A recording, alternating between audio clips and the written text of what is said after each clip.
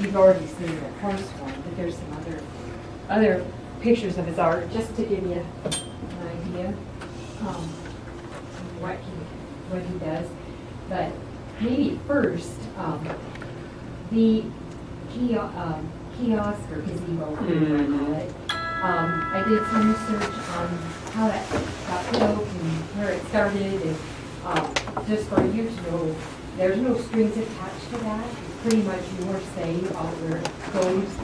I called Sharon Patterson, and she talked to Kevin Chamberlain. They were the ones that worked on the grant. It was a grant from the MSU Horizon Leadership Grant or something that provided the funds to build it, and then the high school and PO7 put it together.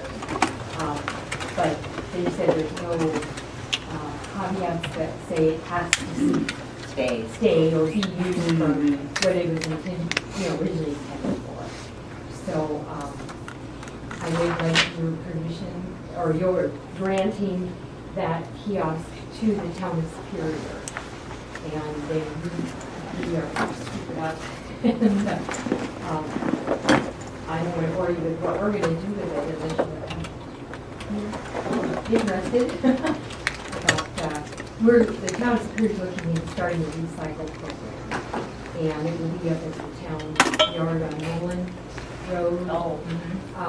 And so we're going to use that as a place. It's going to be a manned recycle place. So when the recycle bin is open, there will be somebody there, because otherwise, you don't have that guarded. Yeah, you're going to get put the wrong stuff in there. Right. Going over mattresses. Yeah. Right. Yeah. So we're going to have it manned, and they need a place to be out of the weather, and we'll also use it to post ideas and times of the recycle. We can use it as that too, but it's mainly for someone to be up there and out of the weather. So that will be alongside the recycle bin. So that's our intention with it. Mm-hmm. So, yeah. Well, yeah, what was Sharon, I guess she kind of allows what goes up there and what's posted, and she has a key. What kind of was the conversation with her about that? It kind of felt, there was different entities that were supposed to use it, and they just never really did. They finally gave the keys over to Kay Strombo at the museum, and I guess you were supposed to go. Cindy actually had a key as well. The Forest Service was going to use one panel to post stuff. And fire updates. Yeah, but it's just not really been used for They put everything over casts.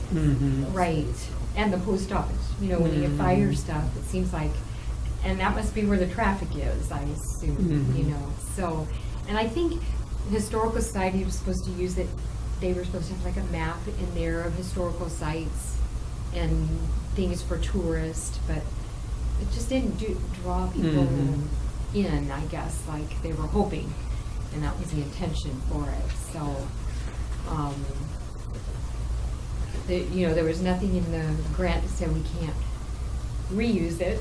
The whole recycling thing kind of fits into that theme of reuse and recycle. So that's what the town's looking into doing. And I had a lot of other ideas for it too, if that doesn't work out. But and so you would use it for the man station to. Right. Yeah. And it would go where?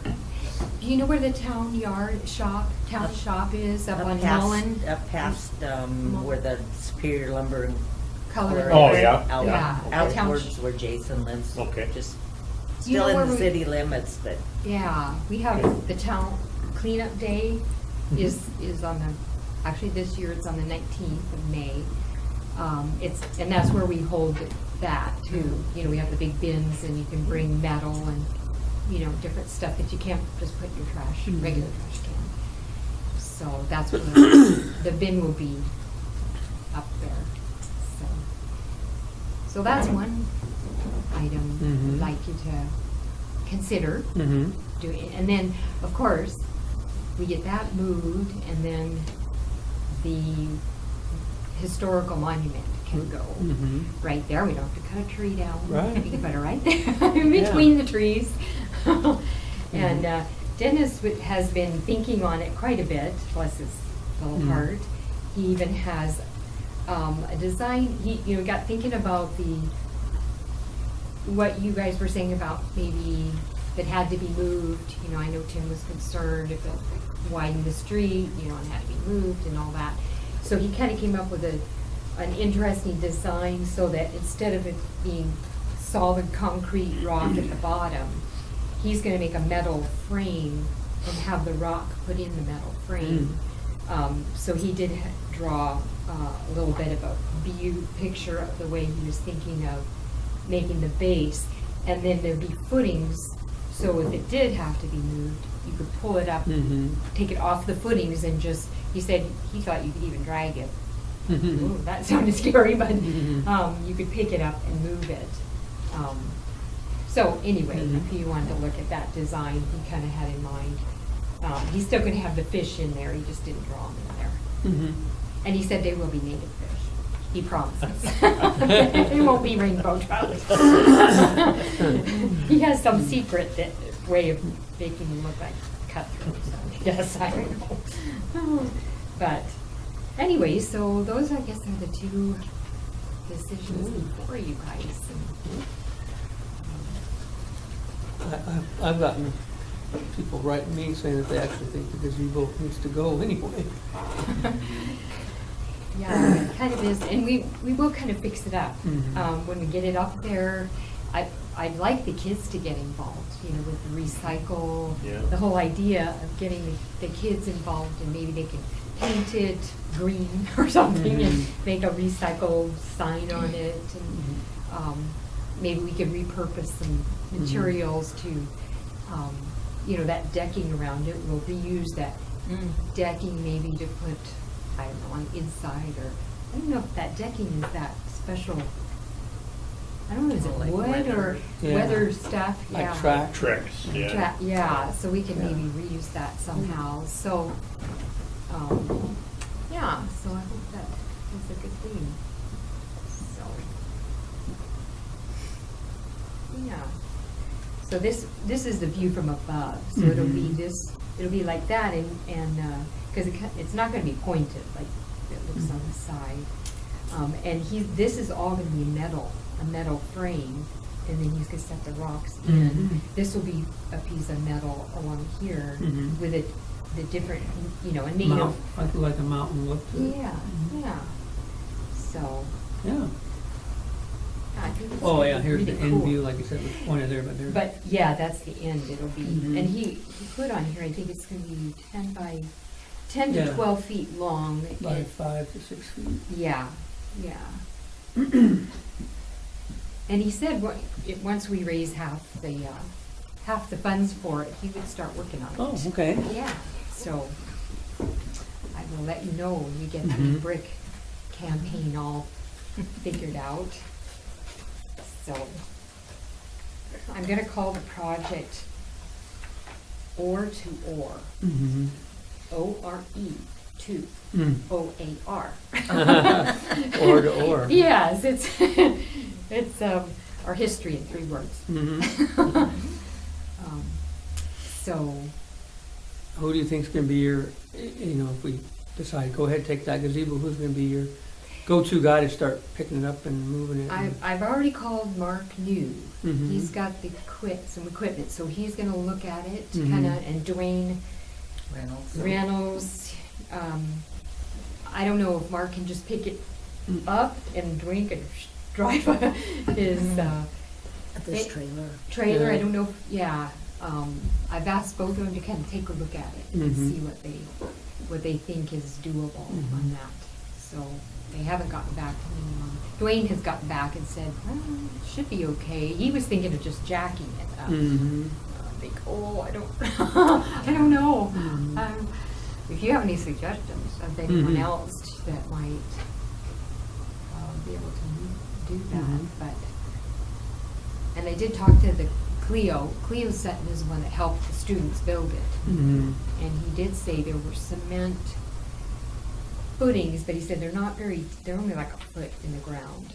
And he couldn't remember if there was 3 or 4 cement footings, so, but we'll have to get somebody to take off the decking around it before they do that. Mm-hmm. I don't know if that'd be better to do when the ground is hard, maybe, so we don't wanna wreck the ground. Yeah, I don't wanna do it this spring. Yeah, when I'm it's the- soft. When that's Soft, really yeah. soft. yeah. Right. Be better if it was hard. Mm-hmm. So we'll see, I'll get back to Mark, you know, here, Yeah. I just called him a couple days ago, so he Yeah. said he'd look at it and see what he thought. What do you guys think? You wanna make a decision next week or now, or you wanna talk to anybody else about it, or what do you think? Regarding the gazebo donating it to the city of Well, Superior. I think that'd be fine. I Mhm. mean, I said that before. Mm-hmm. Yeah, and if Case Strombo doesn't have any guarded protectionism over it, then I don't see a problem with it either. No, I've heard a lot of people not liking it there, so. Mm-hmm. Yeah. Like you just say, it reuse was just never used. Yeah, Yeah. never, Well-intended idea, but it Yep. just didn't really take off. yeah, I think because there were so many entities that maybe didn't. Oh, hi, Emily. Pardon me? Can we schedule it for next week? A decision? Yeah. What? Do you know, are there people that want to talk about it? There might be. Casey might know something we don't. I didn't put an action item on that, Oh, Oh, very good, yes. yeah, Okay. okay. Yeah, she has it down as discussion. Good catch.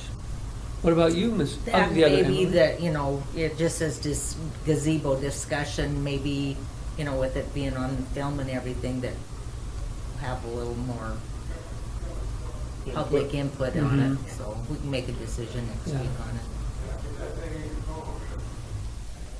Okay, and then do you have the historical monument thingy as a action item or? That is not an action item, but it is on there for discussion. Previously, what you guys were talking about, so. Okay, I guess So next time I'll you make said you're sure it gonna says start getting, action. where are you at with the funding? I wonder if, Well, I haven't even started because I want to make sure we No. have a place to Yeah. put it. Oh, I see. I don't want to take anybody's money You don't till wanna we put have the- your assurance that we can put it okay. on the courthouse lawn somewhere, Mhm. at least. So I'm waiting. I've got people that already said they're Okay. ready to donate, but I just said, well, Mm-hmm. hang in there, you know, we want to make sure we have a place to Okay. put it. So we Yeah. need your decision on that. So basically it'd be like 6 by 12, so probably similar to from you to me on the table and, Probably, yeah. And, I guess how long are yeah. these tables? I don't know. and I'm not very big. I don't think it's gonna be too big, but maybe we should have, what, you thinking we should have that at the same time, action item as well, and give people time to come look at it and talk about it? Probably because it's moving, maybe. Well, I mean, the gazebo thing and the decision of the lawn statue. What time is open for Emily to remember next week?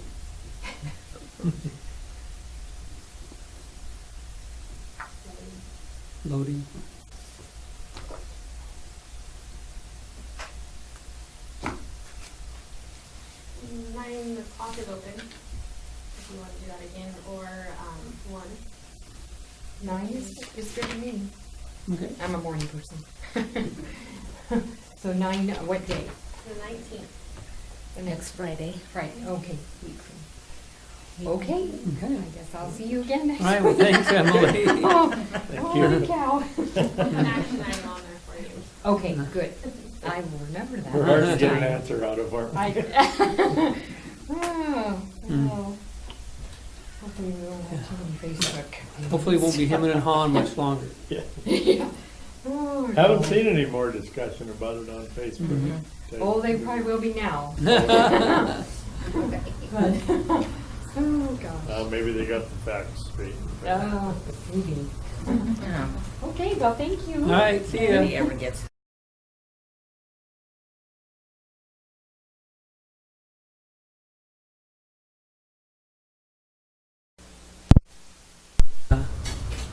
a parks update and a Fish Creek property purchase proposal. With Liz Bradley and Randy Arnold. Yeah, so thanks for having us. So we're gonna, start with the Fish Creek. We're talk a little bit about season setting afterwards Okay. too for our meeting coming up. But we just wanted to kind of visit with you early to let you know about a proposed acquisition in Fish Creek, 2 private parcels owned by Randy Cook, that we're proposing to add to our wildlife management area out there. So I passed around some maps for everybody to look at. The big one kind of shows you the overview of the wildlife management area and the state park, which is the darker red. And then these two parcels. So one, what we call the main stem parcel, is 160 acres, and it's in the bottom of Fish Creek along that main stem corridor. And the second is what we're calling the White Horse parcel, which is up. You access it by going up White Horse Gulch, but it's up a little bit higher, and that piece is 116 acres. And then one thing that's a little bit unusual, I guess, about this process is that Randy Cook has made as a contingency of this purchase, actually having us accept a donation of a small piece of property. This is the other map that you have here. That is 0.4 acres right here in the town of Supeiror. That's adjacent to the Big Eddy fishing access site. So he's just looking to divest, yeah. And did he say anything about a surveyor or anything like that? I don't know, I haven't been the one directly speaking with him about 'Cause I'm that. contending with people about that, if that really exists or not. Oh, really? Yeah. If that actually is, Well, this is Cook, and this is Cook. right. And this was surveyed in here, this part for Bob and Clyde, because he had that, but they couldn't file the survey because he got in a big fight. Sorry for interrupting. That's but okay. We, they were gonna donate this to the county, and we could not prove, and part of this whole thing was trying to obtain this for a trail and do this was contingently on a survey, and I sent it to our examining land surveyor, and we were just, cadastral thinks it exists, but if you kind of read some descriptions and things, I'm not sure it exists. But I don't know how you transfer something without a legal description. Right. Well, that's And the railroad didn't split it. okay. Sorry to confuse. No, the that's issue. okay. I guess that'll be an important thing to get figured out in that process. Well, assuming it can get surveyed and it's an actual piece, we would propose to add it just to that fishing access site. Let me get some paperwork. Okay. Yeah. Did you have a trail project going in that? In what? Oh, Like Tim was talking about there? yeah, Tim had said that there was some talk of the city of Superior and some people wanted to have like a little dog walking path from town out to the Big Eddy and back. Oh, that'd be cool. Mhm. Well, we don't wanna get crossways with that. Yeah, but maybe when he gets back, I don't know, when I'm looking on the map, I don't know which land is already acquired and who owns what, but there was some town people that thought that would be nice, a nice route.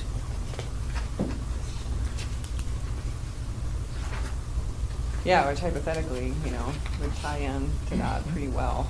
Mhm. And just would hopefully make that easier public access if that goes through. Should we wait for Tim to come back or just keep? No, going keep. through? Okay. So the idea and kind of the value that we see in these parcels is them kind of being in the core of the WMA, and kind of meeting our goals for wildlife management in that area. So especially that the piece in the bottom, but also the piece up higher, it's all kind of recognized as a really important linkage corridor for wildlife through the whole area. All of Fish Creek is recognized as a really important wildlife corridor. That lower piece definitely as a riparian corridor and winter range for primarily white-tailed deer, but probably moose as well, another big game.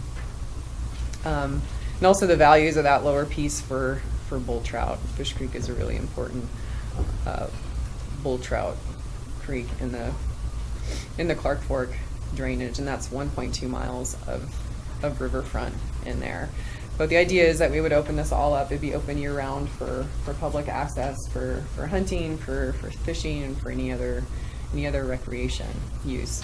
The White Horse parcel comes with a small cabin on it. It's a 960 square foot cabin and a 300 square foot outbuilding. So that's something we're still kind of, I think, deciding how to deal with, because generally speaking, we don't manage any other buildings on the WMA. But trying to find a good use for that that's compatible with the uses of the WMA. So we did have an appraisal done on the two properties, and it came out at $900,000. So, and we're looking to purchase that with a combination of funds, most of which would be Pittman Robertson money matched with Habitat Montana money. So that's a 3-to-1 match. 3 being Pittman Robertson to 1 Habitat Montana. So Sportsman's dollars primarily, and with also a $60,000 kicked in. I don't think this is totally finalized, but from Northwestern Energy, it's part of a mitigation fund, Lower Clark Fork for bull trout, kind of to mitigate one project for that, and $10,000 from Trout Unlimited. So that's kind of the general budget on that, what we're looking at. So, so we're working currently on an environmental assessment for the project, and so it's kind of, we just kind of wanted to let you know about this process and that opportunity to comment, because obviously that's a hugely valuable part of the process. So we're looking at releasing an EA right now. We're shooting towards a February 15th release date, and then that would go out for public comment for about a month.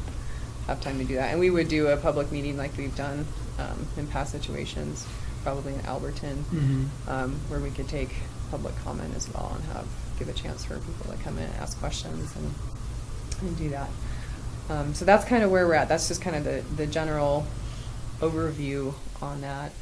And assuming we went through with it and purchased that, it would just kind of fall under the fold of our wildlife management area and our current plans there. So that's, does anyone have any questions, I guess, at this point in terms of like the general piece of that? Did Mr. Cook try to sell the property on the market beforehand, or? He did not. I wonder why. I mean, 'cause that one right there by the creek you'd think would be a sought-after piece of property.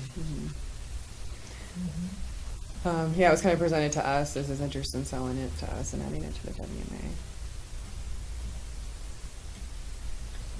So, and we've been working closely with Five Valleys Land Trust. They've really been the one that's been working closely with him on this project, and working out the details of it in our lands for it as well. So, Tim, did you want to speak to that parcel some more? Yeah, I was gonna try to put it up on the screen up there, but Oh, okay. I had a deed prepared, and the sister was willing to sign the deed. And I was just gonna show you, but there's an upper piece up above the road there. And the way the deed is worded, and under my impression, is that anything that belonged to that tract of land. So this tract of land, it existed before the railroad. Okay, so Chicago-Milwaukee comes through there, and they did not take ownership. They granted easements.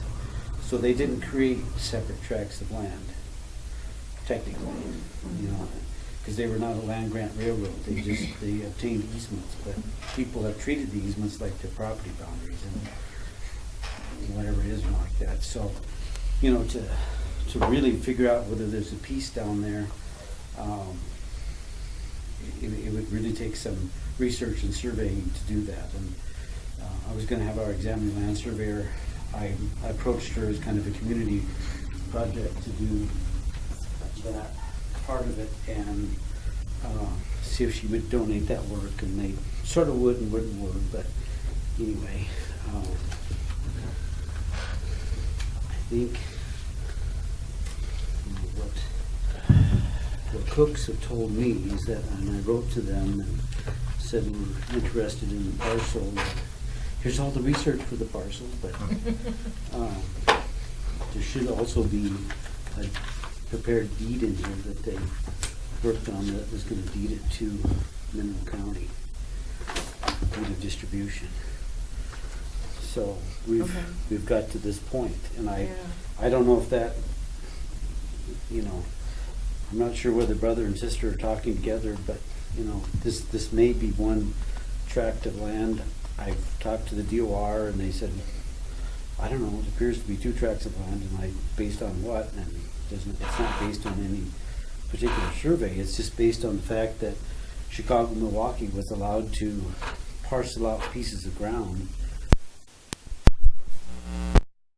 because of the railroad, and we were allowed to file units and different things. So, and like I say, there's never been a survey filed on that one. If it had, it probably would have taken it back to because, yes, it's not contiguous ownership, but technically speaking, it's still taking one as the ground.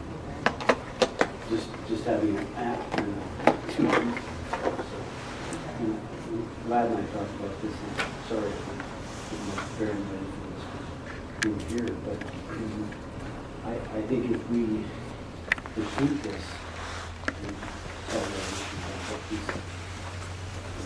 Oh, yeah, well, from our standpoint, it's, you know, this was brought to us as kind of a contingency of this sale, so if it comes out that it's part of that piece.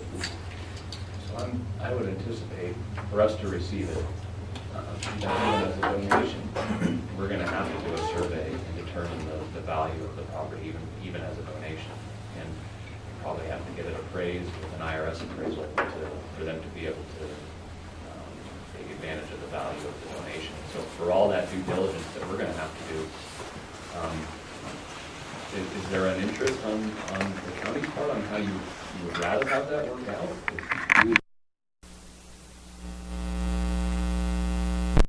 But I would advise the commissioners that we really want the piece of property. And is it that it's connected to the whole piece? No, Or is it just a triangle? It's just the acreage. What an ultimate plan would be is that this is Forest Service, and Mineral County has a pretty large parcel for the cemetery up here. There's pieces and parts of that abut the Forest Service, and this abuts the Forest Service. If we can trade them enough acreage and enough value, we want to trade for property at the your place. That's St. Regis Park? Park. St. Regis Park, sorry. Sorry. So the parking out there and all of that is around the Forest Service land, and they won't issue a permit and do that, but they will trade property. But we need to come up with acreage and value to get as much as we can, so. Well, clearly there's going to need to be some more conversations on that front to figure out what it is and isn't. But you're hearing from us today, there's certainly a willingness to talk about that and see how that looks, and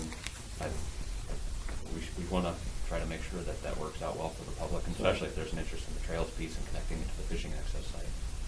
Yeah, that according to the trail gurus, that is one of the most perfect trail segments that you could ever find. It connects something that people want to go to. It's the right distance. It's the right everything. Five Valleys Land Trust approached Bobby Clyde about exchanging it because they ended up with Tin Can Alley out there north of St. Regis and that piece of ground, and it abutted Bobby Clyde's piece of property. And Bobby dearly wanted a piece of that state piece out there that he had, but we couldn't negotiate it down to something reasonable. But it would have been a trade where he would have taken some of that property and given up this property to Five Valleys and then the county and the town. It's half town, half county, so we would have taken ownership of it and used it for a trail system.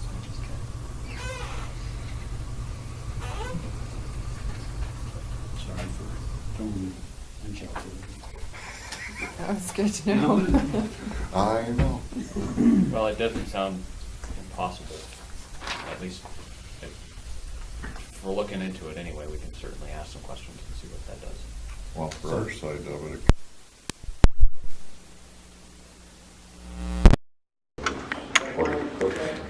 Clearly, yeah, and so, not knowing where this would go next, but their intention, they had conversations with the county in the past about donating it to the county, which I heard.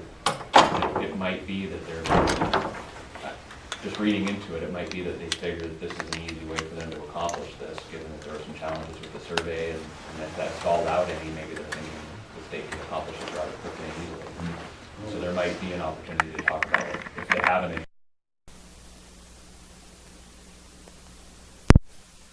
there might be another way to talk about that piece. I'm fairly tired of paying taxes on something that's, there's not any utility use. And nothing, so just get out from underneath it. I think the taxes are $700-800 a year. It's just painful and pay them. Well, I can carry some of that back and ask some questions on our end, and see where the cooks are on that, and then get back to you. So a copy of all of this would help you? I think so. I'd probably pass it right along to our lands folks, but yeah, that would be helpful. Okay.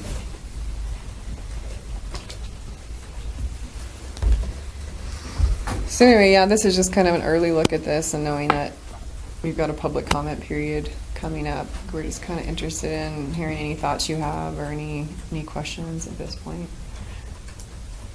Are you guys interested in that piece then? That's here in town? Or is it something that, I know I've talked to the landowner quite a bit, and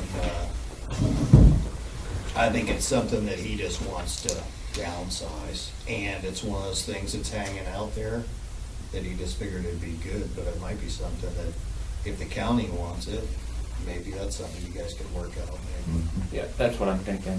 Because I know he originally, you guys probably know where the property is, where it's cut into the bank. Yeah. I think Kelly put the road in. Originally Stan was gonna build a house over there, and his wife had cancer and la-di-da, but I know when I've talked to him, he mentioned that about that piece, that throwing that in. So I think it's something that you guys could probably really work out pretty easy.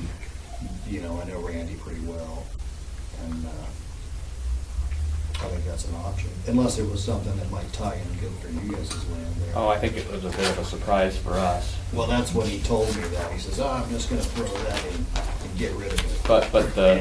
But Mike's point is well made. I don't want to be cross-threaded with the landowner on what their interests are. So it's an early contact there to find out For sure. what their wishes are, and if we can work with that, then great. You bet. You bet. Yeah, if I can help you out, let me know. Okay, great, thanks. 'Cause, yeah. On these other two parcels in Fish Creek, would you then, if you acquire that, would you then pay property tax on that like on the rest of the Yeah. WMA? Yeah, exactly. So we'd be paying the same amount that the previous one. Even if you tore the buildings down? Well, I guess that is a question about the trailer there that came down. Yeah, they pulled that out of there. So yeah, I'm not clear on. Well, like that White Horse, there was a building in his garage or something up there. Yeah, so cabin. we'd be paying on that for sure, because we don't. Are you gonna keep that? Not to. That's what we're talking about doing at this point, to see if we can keep it up, maintain it, and find a reasonable use for it that works. And it might not just be our use from it. If we can find some partners that are interested in using it as well, that might be able to help with the upkeep of it. And if not, and it ends up just being a liability Have and you a guys problem. been there, I'm sure, right? What's that? Have you guys been there to the cabin? No, actually, I haven't. So Five Valleys has done the legwork on Yeah, it's on not that. really, you know, I've seen a lot of pictures of it, but I haven't much been of to a it. cabin. Really? I mean, it would be for me. A normal person. Is I it don't a know if they possible would- rental property? You know, Somebody renting it? That's what I for a was weekend? wondering, if that's what you guys were thinking about, was maybe renting it, or, you know, or something. Yeah, no, so you might can answer that We for wouldn't WMA. typically do it for a wildlife management area. We wouldn't typically get into that. In fact, the federal Pittman Robertson funding for wildlife habitat probably would keep us from doing that, because they're not buying ground for a commercial venture, they're buying it for the habitat. And so I think we'd run into trouble with renting it out under our division of the department. Well, I think you just find that it'd probably turn into like the lookout tower, you know, to where you go, well, how much do we need to make this safe and structurally sound for the public to use? And I mean, I don't know, I was up there when the fire was going on. Yeah, it's going downhill, but the person who's gonna use it, they're gonna do something probably with it. So, yeah. If it had a functionality, if it was good enough to use for people bunking doing work, when they were in the country doing something on the wildlife management area, or a neighbor that we're working with on something, that would be the kind of thing, that a person could do, and that it might be worth doing. It might be in a good spot where it helps people get some work done. But maybe, like you said, it would cost quite a bit to get it there. And it's sort of in an odd spot too, Yes. way up there where it's sort of out of the way of anything. When we broach the subject with wildlife folks and fisheries folks, for LAD and those guys, when they do their fisheries work, the opportunity to have a remote place to stay that far up Fish Creek when they're doing their work in the creeks, they lit up a bit. It's a place that they might be able to use, and if there is that interest in it, and as Liz alluded to, some potential for partnering with groups that might have an interest in helping restore and maintain it annually, just a little upkeep to keep it up, might keep it serviceable enough that we could use it for those kind of purposes. But Yeah, we're certainly open to ideas on that, just keeping it in the spirit of, wildlife management, kind of what's good for that WMA. But yeah, short of all that, I guess we just discussed if it really didn't work out, it'd be something long-term that we'd probably look at having to take down from there. But we would try to make it work first, since it's already there and functional. Just as a question, since you're here, could it be moved? I'm sure it probably could be, but then again, where it's at, jacking it up, putting it on a trailer, probably isn't a huge issue, but coming down the road and making it, I think very well could, just be one of those things that, where it's at. Yeah. Because I can't remember what the floor, I was in it, and I can't remember if it has a floor in it or what the floor is. Oh. Because I know the one guy, I think he replaced it here not too long ago. So they have done some work on it within the past 5 years. I just don't know, it's a little cabin. It looked like there's good grates on the windows and kind of just good, like winterized, like protection from critters getting in it and that sort of thing. It looked like it was pretty Yeah, there's a shed there too, off to the side. Well, I don't know how everyone else feels, but my opinion, and not to minimize you guys as folks for the love of animals and fish and the habitat and all, just so you know, or I'm kind of looking at it as, I just talking a little bit off of this and that, but it's bigger. So we already have 82% Forest Service.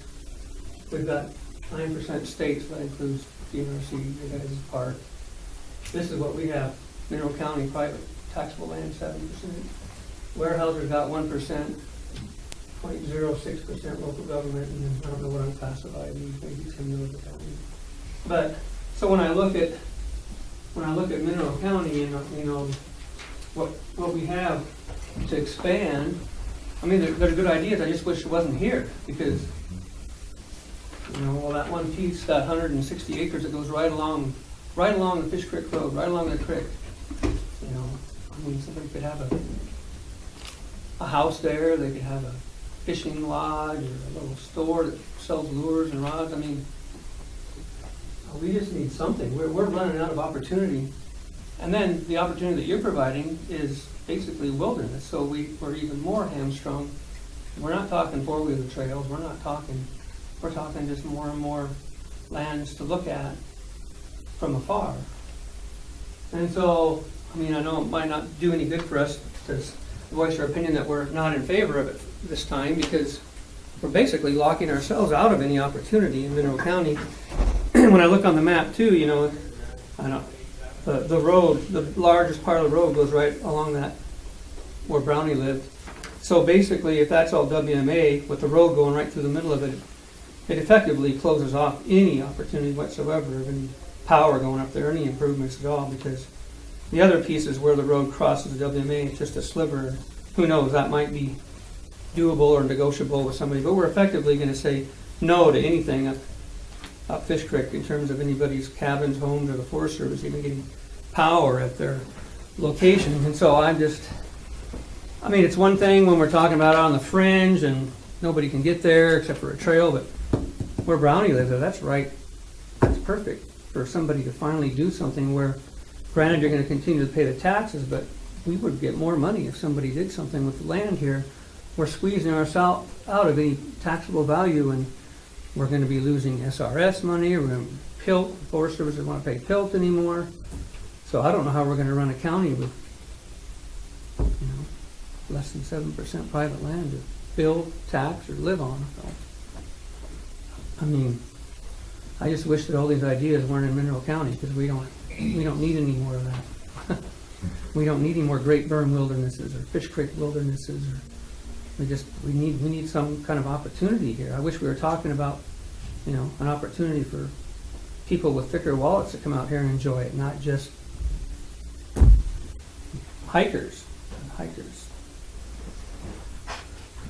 That's my opinion. Pretty much. Pretty much all of our opinions. But I thought that piece of Browns was gone a long time ago, but I thought Plum Creek had sold it.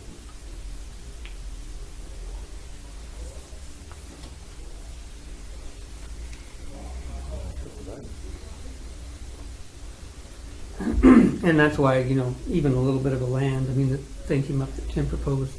That's our other problem, is the Forest Service won't sell land, they'll only trade, and so we got this problem with Steve Park down there in St. Regis, where there's a boundary line that runs right through the middle of the park, and we can't just have it, we can't even buy it, but if we could trade them something, so we're in dire need of land. We only have 7% land. We need something where we can trade or do something with, so we can expand some of our problems with parks and schools and access. Is the university, are they still pursuing getting power up there, or? You know, it's not one of their main concerns anymore, just because of the fact that, you know, how long they're gonna be there, you know, for now, and how much of a fight it's been, to where they've Right. expended a lot of money on it. Right. It's like, well, I bought a new generator and said, if that's what you wanna do, this is the way we do it. I mean, it's unfortunate, but, yeah. Because the bad part is, I mean, go up the road. You know, no one wants to go up the road. I mean, there was a car off the road at the Big Pine access that was there for like 3 days, and I finally called up and was like, does no one care about people up here? I mean, last year a lady died on that road because it's not a maintained road. And I would really, you know, I mean, I think if you guys own that much land, you guys should really consider being maybe a little bit better neighbor to the county, you know, because that is the depths of it too when you live here. You know, there is no services, so you got a lot of great land up there, but you can't access it. I mean, I snowmobile it because it's so horrible. You know, I love to have public land out my backyard, but I tend to agree it is. We got a lot of public land. The opportunities are amazing when you live here, but you know, you see the value in raising a family here too. That's not the best quality. So I approached I told the landowner that that's what he should do, is approach you guys You know, because he's gonna get the most of for his money. You know, you're not gonna, it's floodplain ground, I mean, you know, there's not a huge amount of people that like to live in that kind of country, so, I don't know. I think you'll find that, all the private property that everyone thinks is gonna be subdivided and done, just, people don't do it up there. It's not Petty Creek, there's not the land, my opinion. But the fact that it's WMA though, Jason, and not just open public land, it restricts, I mean, that's what happened to Hole in the Wall. You can't have a commercial guided, you can't have motorized use and firewood cutting, you can't have four-wheeler trails, which is a shame because all that upper end of Fish Creek is hard bedrock mountain road. You wouldn't even have to maintain it. You could have a loop with the aging population wanting to go up and see that beautiful higher God's country and pick huckleberries and come back out and have a burger at the Hole in the Wall. We're locking all of that out. The fact that it's WMA means nothing. It's just to look at.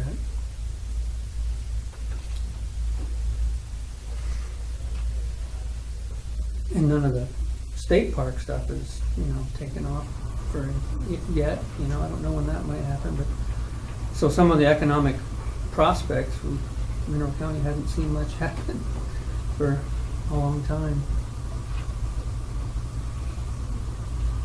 So is it Fish and Game, are they looking at helping out with the road maintenance on that, or? So the conversations that I've had with Darlene Edge, who's heads up our lands unit, is an evaluation of the cost share responsibilities for that road that were in existence prior to us acquiring it, because that's where the obligation is historically on that road, and that was back between Plum Creek and Forest Service, primarily the agreements with Forest Service. And the challenge in those original cost share roads is that it was built for, as I understand it, I'm not an expert on it, but the relationship in that cost share was primarily to facilitate timber harvest and commercial harvest, and that was where the cost share came from. And so when we actually, once the property changed hands, those cost share obligations, those agreements went away. So by the time we acquired it through TNC and those other hands, there didn't extend any obligation on our part to maintain any of that county road, or not county road, but the cost share road. And so the last conversations that I've had with Darlene was they're not feeling that there's an obligation to work on that road. Now, my conversations with the Forest Service is that there still remains some obligations. Somebody has an obligation to maintain that road.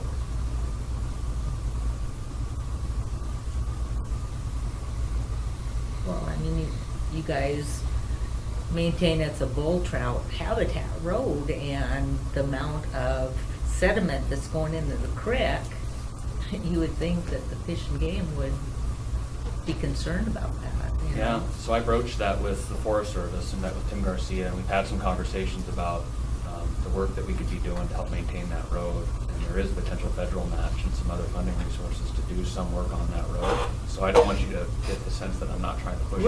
Right, but it's, So what we don't have within the state resources is money to maintain or develop that road.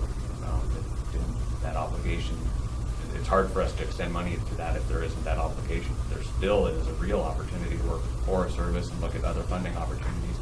And I brought up the sediment load to the river. There's some sections of that road that are really close to the river on a couple of those bends and the washouts that happen there. Our fisheries biologist would love to see some of that work done because he knows the benefits there. He's trying to align those resources and getting that to be a priority.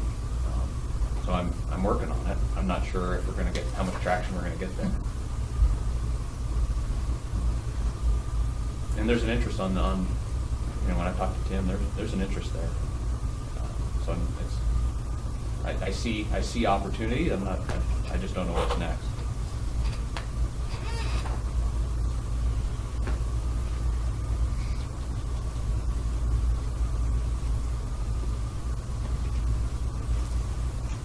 Mr. Kepke, do you have any ideas on the current subject? No, there is county maintenance on the lower end of that Fish Creek Road, correct? Yeah, but not very far up at The all. very bottom. How far does it go? just to where you turn to go to, Rivulet. County road continues down across the bridge. Right. Okay, so it does not go, To this property. it doesn't go up the main stem? No.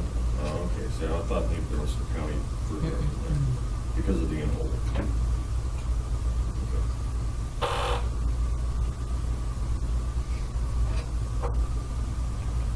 What are the taxes being paid on that now? Do we know? I don't know. Will it those continue, will numbers. you guys pay the same taxes, or will that decrease? Yeah. Whatever it's I classified think in as. that letter it was $1,100 or something, wasn't it? Oh, I don't know. I think there was And something in there. what were the figures?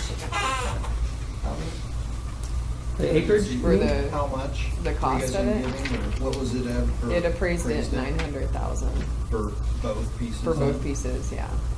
It says property taxes, the annual property taxes on the land total about $1,500 per year. Is that both people parcels? See, that's right. I don't know. This, if you're getting almost $1 million, you know, when you live in the county, you want to see maybe that taxed at that rate instead of, you know, $1,100. I mean, Well, it's just like the Rabine property. I yeah, mean, $1.4 you know, million and paying $680. You know, I'd love to do that. My place is nowhere near $1.4 million. But that's where I think the benefit to the county, you know, I mean, the taxes are what we really don't have because of those numbers. I mean, you guys pay them, I mean, that's great, but, you know, I just, you value the land so differently that how you pay taxes on it, I mean, is, I don't agree with myself, just because of that value of it. You know, I mean, it'd be great if we could get, you know, the value of $1 million being paid in taxes would be awesome.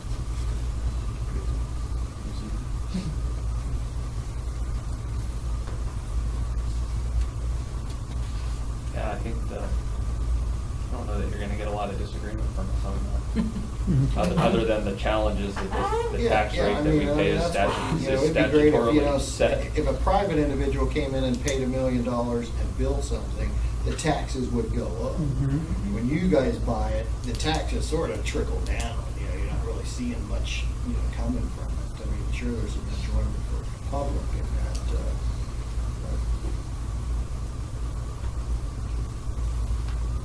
that's just where I think you get into these public lands that how they're valued and what we receive back and the benefits we get really aren't that great. We live here, we got 90% public land in our backyard, which is awesome, but, you know, we'd like to see maybe, you know, a little bit more revenue coming into it.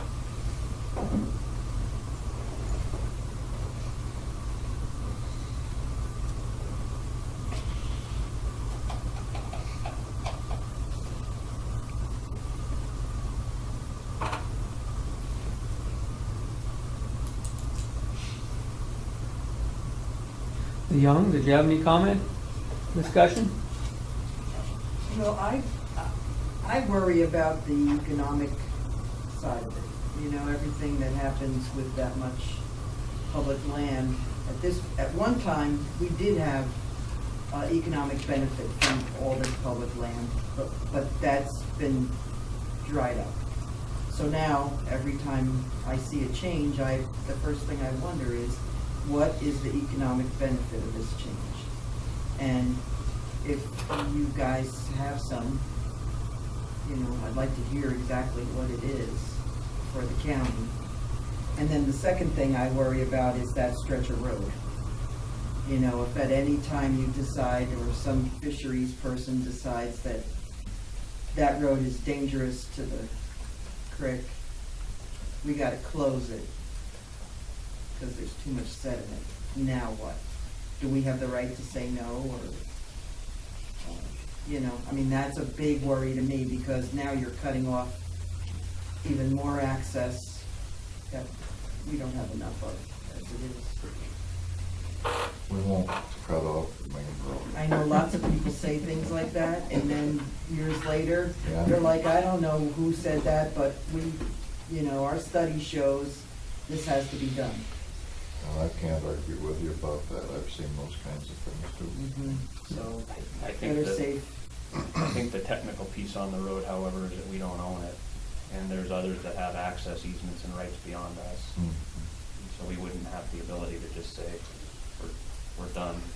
But we would have others up above us that have legal access and rights that would trump that, I believe, pretty quickly. Now, we do have an interest in making sure that that road, at least particularly on the fisheries points, and we'd like to address some of that. There's some sections of that wash out a fair bit. I know we have an interest in trying to fix some of that. And there's, you know, nothing wrong with fixing it and making it, you know, a better habitat for everything, but closing it and causing any economic harm, is devastating to us at this point, where, you know, the scale has tipped so far that even the slightest bit of economic damage is devastating to our local economy. We just can't take it. And I guess I would argue the point of making it better, doing anything with that road's been like that for how long, Randy? Oh, I just know that. Many years. Yeah, I just know there's an interest We in. still have bull trout. Yeah. I mean, that's kind of the way I feel about it. There's lots of places in this state that we hear that the bull trout is endangered, and most of those places have been hit hard and look like terrible things have happened there, and the bull trout's still there. So are we making anything better in the long run? You know, I mean, that's my question.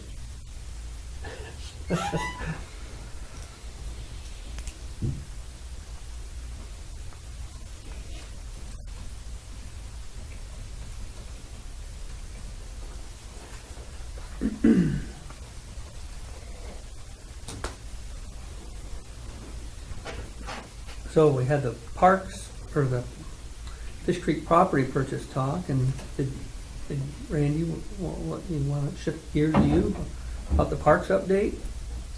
I'm not sure that I have much of a parks update. I can at least, I think anytime that I would want to venture into a parks discussion, I'd want to have Chet Krauser here, our regional parks, our best parks representative for any of the regional park stuff. We have had a few changes in the park system in that we have a new Parks Division Administrator, Beth Shoemate, and she's toured some of the region's parks. She came out last week, and I spent the day with Chet and Beth. And Angie Grove, our new Parks Board Chair, who's based out of Helena, but it's her responsibility for our administrative regions 1 and 2, so the western side of the state. She's the chair of the new Parks Board. And they came out and toured and looked at some of the parks like Milltown, and went down the Bitter and looked at the Travelers Rest and some things down there. They have had conversations about Fish Creek State Park, but I think the majority of their emphasis right now is under the governor's new Parks and Focus work, and getting the board on board, and getting started and getting moving again, and getting the Parks and Focus work done, which is a governor's priority, and let those two things get some traction before they set priorities and set direction. So I think that they're in a little bit of a building phase right now, and trying to get all those folks moving and getting some outcomes from those initial efforts. But I can anticipate at some point here, as they get traction, they're going to be revisiting classification of parks and where they are in the system of developing and all that kind of stuff. So I think they're in a little bit of a pause as they're trying to get all that stuff up to speed. If there was a particular interest in having a conversation about Fish Creek State Park, I can extend that to Chet. Oh, well, I guess I just read it, we have that, you must just come out here to, I guess, our secretary thought, since you were coming up with a parks update too. Oh, okay, no, sorry. Okay.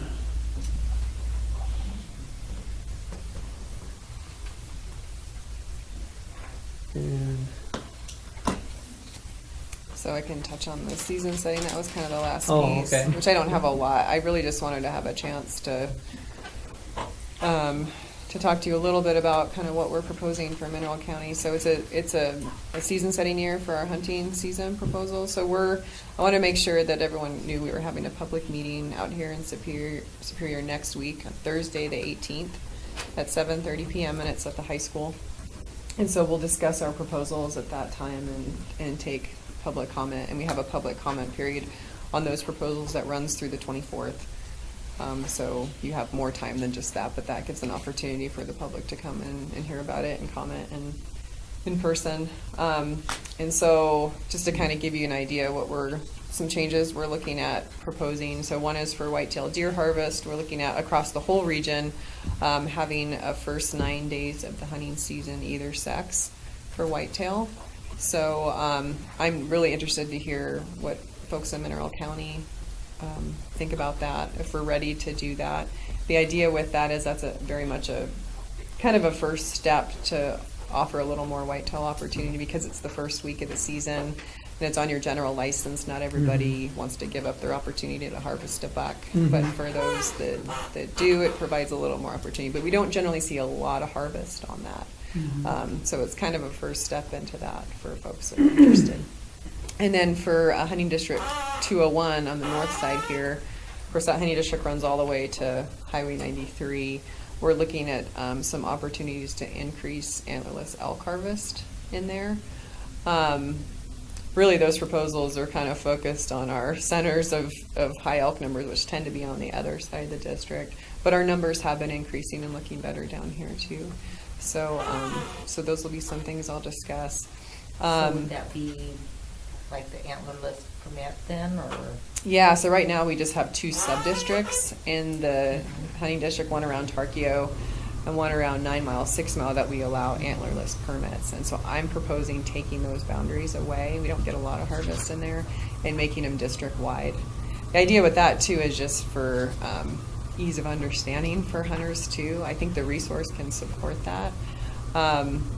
And people can spread out, where the elk are a little bit. So hopefully there's not too much pressure in one place. But hunters tend to go where the elk are. So the idea is they'll kind of figure that out. But you use that with your general license.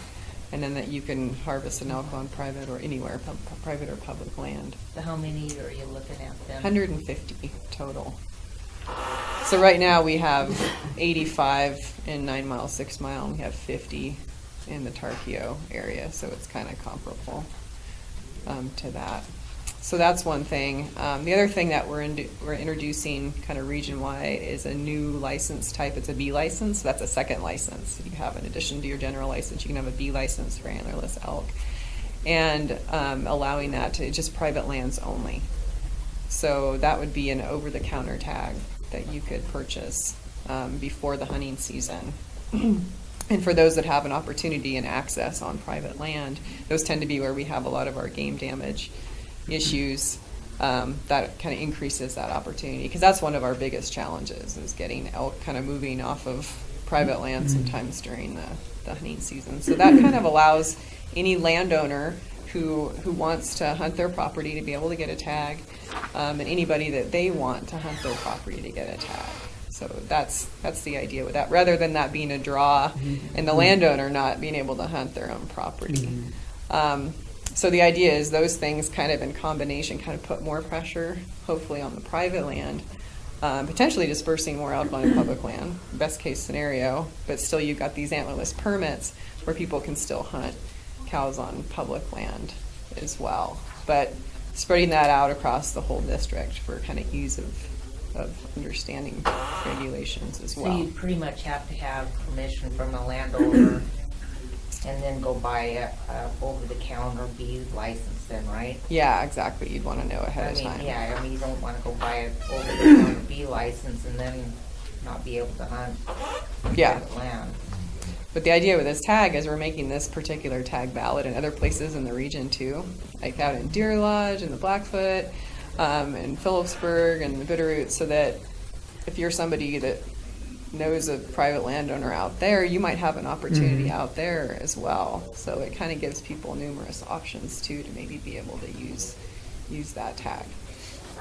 So that's kind of that's a whole new concept. Usually in the past, we've kind of done this tag here and this tag here and there, and this kind of allows the hunter to choose a little more maybe where they want to go hunt. And for those places that we're doing late season hunts too, that tag would be good for that, because those tend to be game damage areas. We want to focus those on private land usually. And then the other thing is we've only allowed youth hunting and permit to hunt from a vehicle. Folks that have that permit, we've only allowed that in the 9 mile, 6 mile sub-district to date. And I think we can allow that wider as well. So that's the proposal. So those are kind of three big. To do what now? So they can hunt an antlerless elk on their general license. So youth, the youth can do that. So we have districts throughout the state where we can support that and to give that extra opportunity for youth that are just learning how to hunt. And for disabled hunters that have qualified with this permit to hunt from a vehicle as well, where it's, harder to find places to hunt. That gives them a little more opportunity to harvest a cow as well. So we've looked for opportunities to provide those things. And again, kind of to simplify the regulations, are we ready to kind of make those things district-wide into one? It's a pretty big district and kind of spreading out that pressure. But I'm really interested to hear from Mineral County hunters on this, especially because typically this end of the region, doesn't have as many elk. And are we ready to do that, kind of sustain that? And maybe it doesn't have to be all of those things, but we can, that's one thing I really want to talk about on Thursday. And the other big one is turkey hunting. So we always hear a lot about turkeys.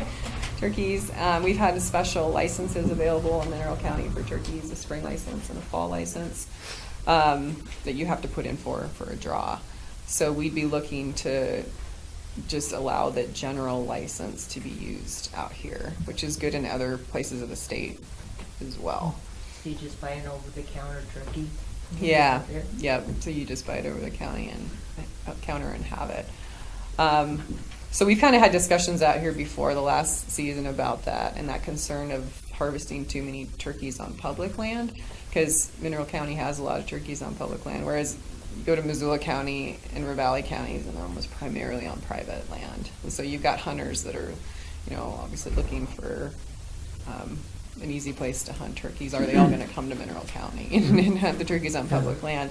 But then you've got the private landowner situation where you've got a lot of damage from turkeys, and we're trying to find ways to get more harvest where we want it. So those are kind of, I think, the issues that we're... Because we did have a window of time there where the turkeys were, pretty low numbers out here. No, and they've rebounded now. Seems like. Yeah, there's lots of turkeys. Yeah, they seem to be doing well in Yeah. a lot of places right now. Turn them into elk. Right, yeah. Back to the elk list, have you talked about changing anything down around St. Regis? So I'm not looking at making any changes in Hunting District 200, which is west of St. Regis. Our elk numbers are still below objective there, although we didn't survey them. We kind of did a partial survey this spring, and things look pretty similar to the previous year. We do it in a helicopter, so we don't always do it every year. I'll survey that again this spring, but they've been low enough that I don't think we're ready to offer any more antlerless elk opportunity. We do offer 5 tags there, and the reason that we offer any is because of the game damage issues on Jensen's property. Right, that's the one I was kind of wondering if you were going to change. So it's something we kind of keep there to kind of help with that situation, because we can't tolerate elk, causing problems too. So we're trying to help with that. There was talk that they were wanting to drop that. I'm not proposing to drop that just because of that game damage issue. That certainly is up for discussion if folks think that we should. But I'm certainly wouldn't want to increase that. So we could, But this is a chance to, for any of those things to come out, or any additional places that, folks are interested in seeing other opportunities or not. Yeah. But the good news is mostly throughout the area, we're actually looking at some increased opportunity. You know, for a while, we haven't seen that. It's always been kind of pulling back for a while, and numbers are starting to look a little better. Where elk numbers aren't looking better is Fish Creek. I mean, maybe a little bit on the north end, but certainly that Burdette Creek area, you know, we're not seeing that. And it's so low in there now. It's not something we're going to see come back very, very quickly. But, you know, the strange thing about that district, and the hunting district split right down the middle of Fish Creek. So 203 is the district between there and Missoula. We have more elk than we've ever had on the east end of that district, between Petty Creek and Missoula. So we are proposing to have some antlerless elk harvest in there and just draw the line at Petty Creek. But have 150 antlerless permits, not the B license, but just the permits for It'll be interesting that this area. spring survey to see, you know, with the Sunrise Fire, if that pushed some of the elk over into the Fish Creek area, or, you know, more that way. Yeah, yeah. No, I agree. It will be interesting because I had some reports during hunting season of kind of more elk in that Rock Creek area than I normally heard about, and kind of wondered if that was going on then. So what do you think is the cause of her death? Not having the... You know, it's been a long-term decline that started in the mid-90s, you know, and it just kind of kept going down and down and down, even through the 96, 97 winter, which hit a lot of populations hard, including that one. So even before the wolf population got really big, it was already coming down. But what I think happened, and especially folks that have lived out there a lot longer and kind of know that country, it's just been the change of habitat over time. We don't have the big logging projects. We do have some fires that come through, but maybe not at a big enough scale to affect that elk population yet. So the habitat's been closing in over the years, and we've had an increase in predators on top of that, right? So we've seen the wolf population come up. We have a pretty high population of lions through that country. And a lot of bears, black bears as well. And so my thinking, and we haven't done a research project in there per se, but in Idaho they've been looking at things on the other side of the border, is that it's a combination of those things that has kind of been causing that decline, that it just isn't, you know, as good a habitat as it once was. Not as good a place to be an elk. And if you're an elk, you would much rather be on the east side of Petty Creek right now than you would be over there. So, you know, we kind of lose one opportunity here, but we're seeing an increased opportunity now on the east side of Petty Creek. So that's a good thing, and I hope we can see some hunter success over there. But it's hard for, you know, people really enjoyed hunting that country, obviously. You know, it's a different kind of hunt. But yeah, at this point, those numbers are so low. Just basic numbers of, even if you had some good calf crop years, you know, it's just going to take a while to see that come back. Didn't you close part of Burdette to hunting completely after the fire? Was it 2003 when that burnt so hot up in through the top of Burdette? Not that I'm aware of. Didn't ever? I know there was talk at one time, I thought. But. Yeah, we've still allowed brow tine bull harvest. And, you know, it's just we get more harvest where there's more elk, you know, and people still appreciate that opportunity. So we maintain that just kind of as a baseline across the area. But otherwise, the other place I guess I can speak to that we're seeing elk numbers look a little bit better is just south of Supeiror, here in that part of 202, and where you seen that, like, so between Cedar Creek and Dry Creek or Little Joe. So that was a real good survey last spring, where we're definitely kind of seeing that increase. Never see a lot of calves. It's funny because it's not a place that we ever get a lot of recruitment. Like, that's real obvious in there, but I always kind of wondered about that population in the Idaho side and kind of what's going on, but it's looking better, and was within the population objective for that area. We kind of have these population objectives for smaller areas in there, and it was within that for the first time in a while. So really good to see, despite even last winter, because we kind of had a tough winter for a while there, where we were starting to worry about what that would look like, but they seem to pull out of that. So yeah, besides the Fish Creek piece, overall, I think in Honey District 200, those are the two kind of areas where you still just kind of need to be for some more recovery in there. I think, and we've increased our tags in the sub-district, the Donnelly Ranch, that Quartz Creek, Cougar Creek. We have 30 elk antlerless permits in there as I well. look for some public comment on that, just because of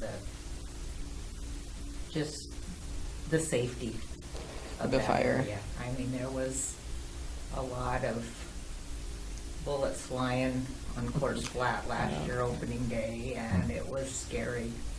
Okay. I mean, there was a lot of property owners there that were pretty concerned. Okay. Yeah, we see that. There's a few places like Yeah, that. I that- mean, where Kelly's mom lives in Quartz Creek, I mean, we went out there that afternoon just to go in there, and it was like, you're driving down the road and you're just waiting for a bullet to come whizzing through your window, so. Wow. It was, yeah, so. A lot of property owners out there that were pretty irate, Mhm. so. That's what I heard anyway. Yeah.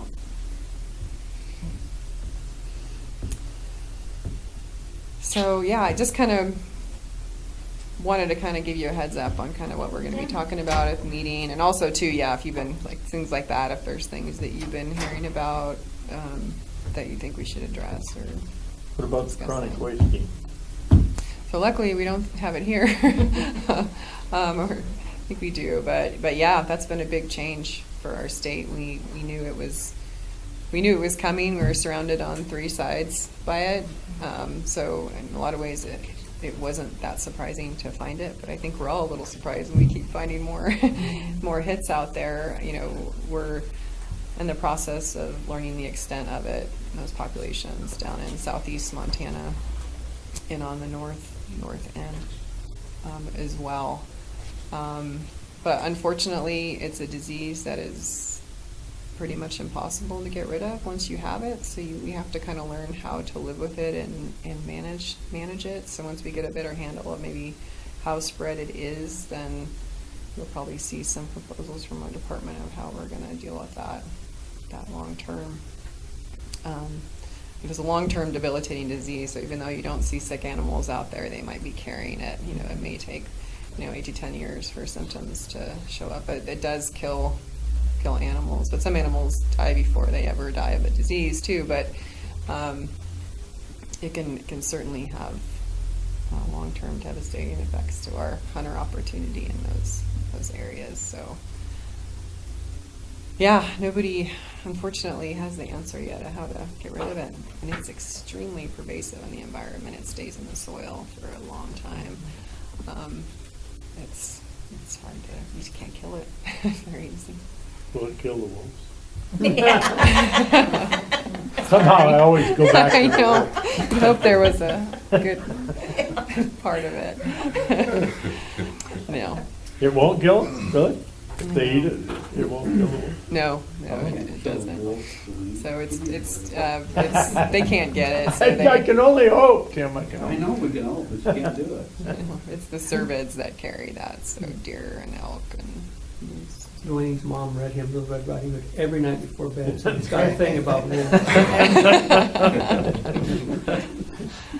She was right. So speaking of wolf, we don't have any new proposals for wolf or lion or bear at this point. And what else? Is there anything else kind of statewide that we're I can think of. yeah. But obviously that's the time for people to comment on that too. Any changes for lion? We're in the process of working on a statewide lion plan still. So once we come out with that, you'll probably see some proposals for suggested changes in the season, but not this season. How far along are they, do you know? Or when do they project they'll have a management plan for the Lions? Is there any ideas? And Mike would be best to I would- answer that. I would think that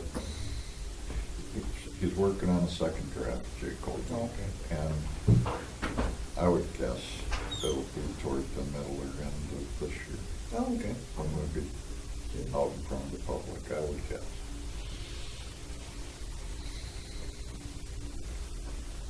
Well, anybody else have a question for the fishing game before they bared the roads? You got one? How many wolf tags do we have right now? Unlimited? Anybody can buy one at a time. Okay. And you can buy up to 5 per person. You wanna go to the store and get a few? I'll buy them for you. Yeah. Take all they've got.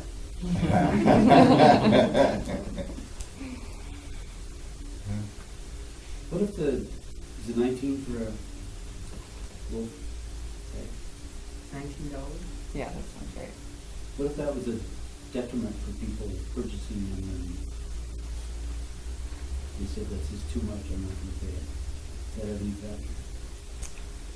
We did lower the non-resident fee for I licenses. think it should be added to a non-resident tag, just you automatically get a wolf tag if you buy a non-resident hunting license. Mhm. But who cares? What about the residents? Well, yeah, but I mean, Encourage more people to take them. because I've known non-residents that's had an elk tag, but didn't buy the wolf tag, and they've seen wolves and had opportunities to shoot the wolf, and they didn't because they didn't have a tag. Well, it might be a sales pitch too. More people might buy the out-of-state tag if they think they get a If that's opportunity the- thrown in there. Unless they have one, then I've heard lots of elk hunters say they were calling elk and had wolf come in. Yeah. A lot of them, almost all of them, I think, Mhm. that they saw some. Then we had our neighbor elk hunting call in mountain lions. Yeah, I've heard of that, yeah. Oh, and another thing I was supposed to ask too, I already asked you about it, is why the wolf trapping season starts the 15th when all the other trapping starts the 1st. You know, they're already putting out their traps for, you know, everything else, but they can't put their wolf traps out because it doesn't start till the 15th. And, you know, that was, I had a trapper ask me that. I think so. they said because bears, I think was the original, It was. was yeah. it grizzly bears, might not be totally damned up. Yeah. Yeah, that was the thinking, and the idea too was to have something, you know, because you can look at it and say, well, why not over here, you know, but the idea was to, because there's some gray areas, you get into a lot of gray areas where we're having increased sightings and that sort of thing, was to have it consistent across the state, so for better, for worse, but that's kind of why you see that. Anyway, Yeah. All right, well, thanks for bearing the roads. Thanks for having Thanks us. for having us. We appreciate we'll it. see you next Thursday. Okay. Yeah.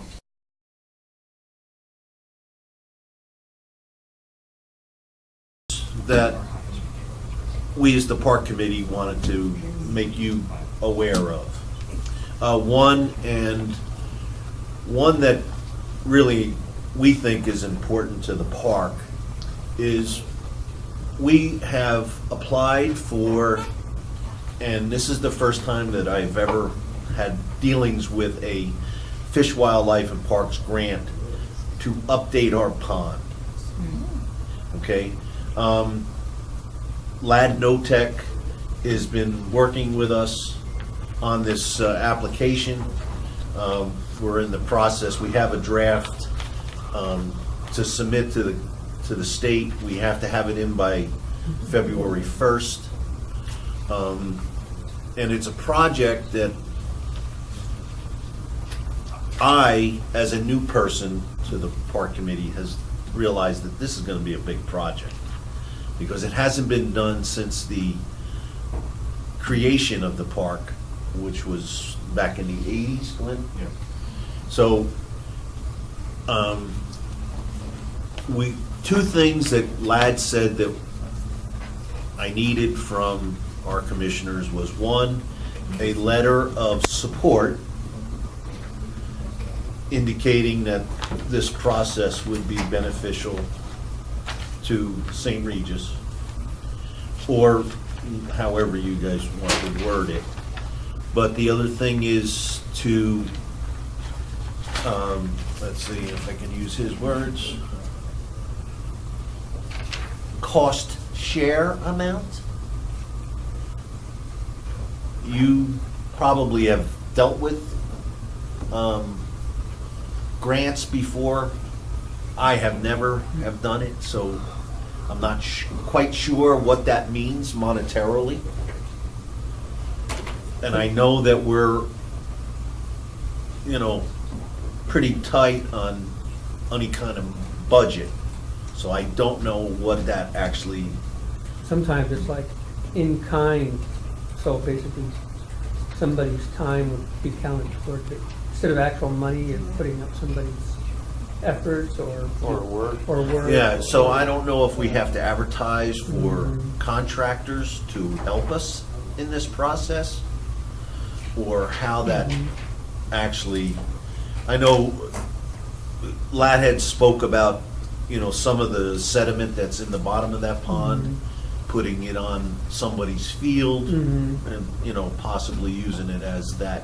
But there's, trees in there, there's all kinds There's of. logs in there, yeah. Well, and if we get just the sediment portions of it out, I think that would be beneficial, because Lad went in there and he did a depth analysis of that pond, and it's down to 5 feet deep, and I'm sure So, during the time it's been, so it's a process that would help benefit the park for fishing, and it would be a kids access only fishing, the way it is set up right now. so what is their proposal? I mean, what are they talking about doing? Well, Lad was under the impression that we could just get a machine from the edges and dig out, and I thought, and the park committee thought, at this point, we would have to do it the way they originally did it, was drain the pond, and then get machines in there and do it from inside the pond, which would probably be more beneficial. I don't remember them draining the pond. According I to, remember a drag line on it. now Curtis Cochran was involved in it, John Cochran was involved in it, and John told me that they had pumped that pond out, and they had a machine in there. And in fact, at one point, when Shirley Anderson was the park chairman, they had a machine that tipped over. Yeah, but it wasn't in there. It was On the outside. Yeah, Yes, so. yeah. Mike Lewis was running that. I was around when that happened. Okay, so And- I and mean, they had a you drag probably line. have more history. They to had it a than- drag line on a Yes, and that's. shovel, and they just kept dragging it out.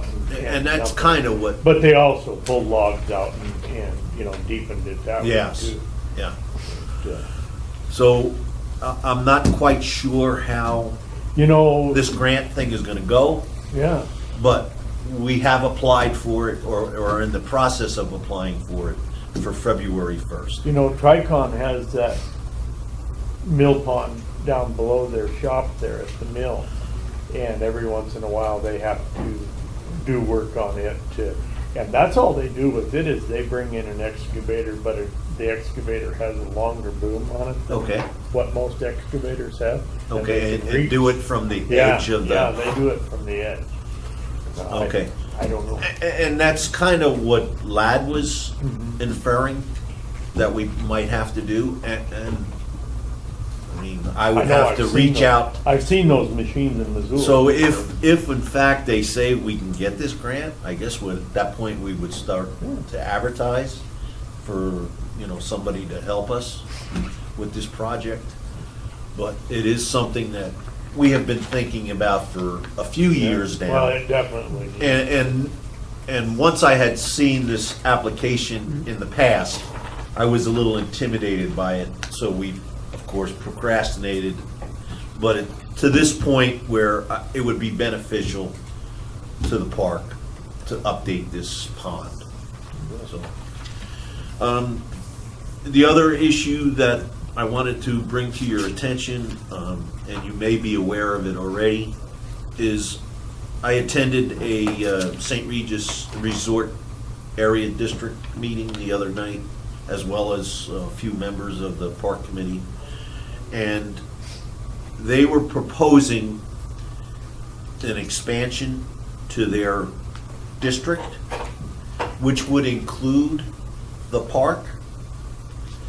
And there was a lot of questions as to, and I spoke with Tim Reed during the Fish, Wildlife, and Parks portion, but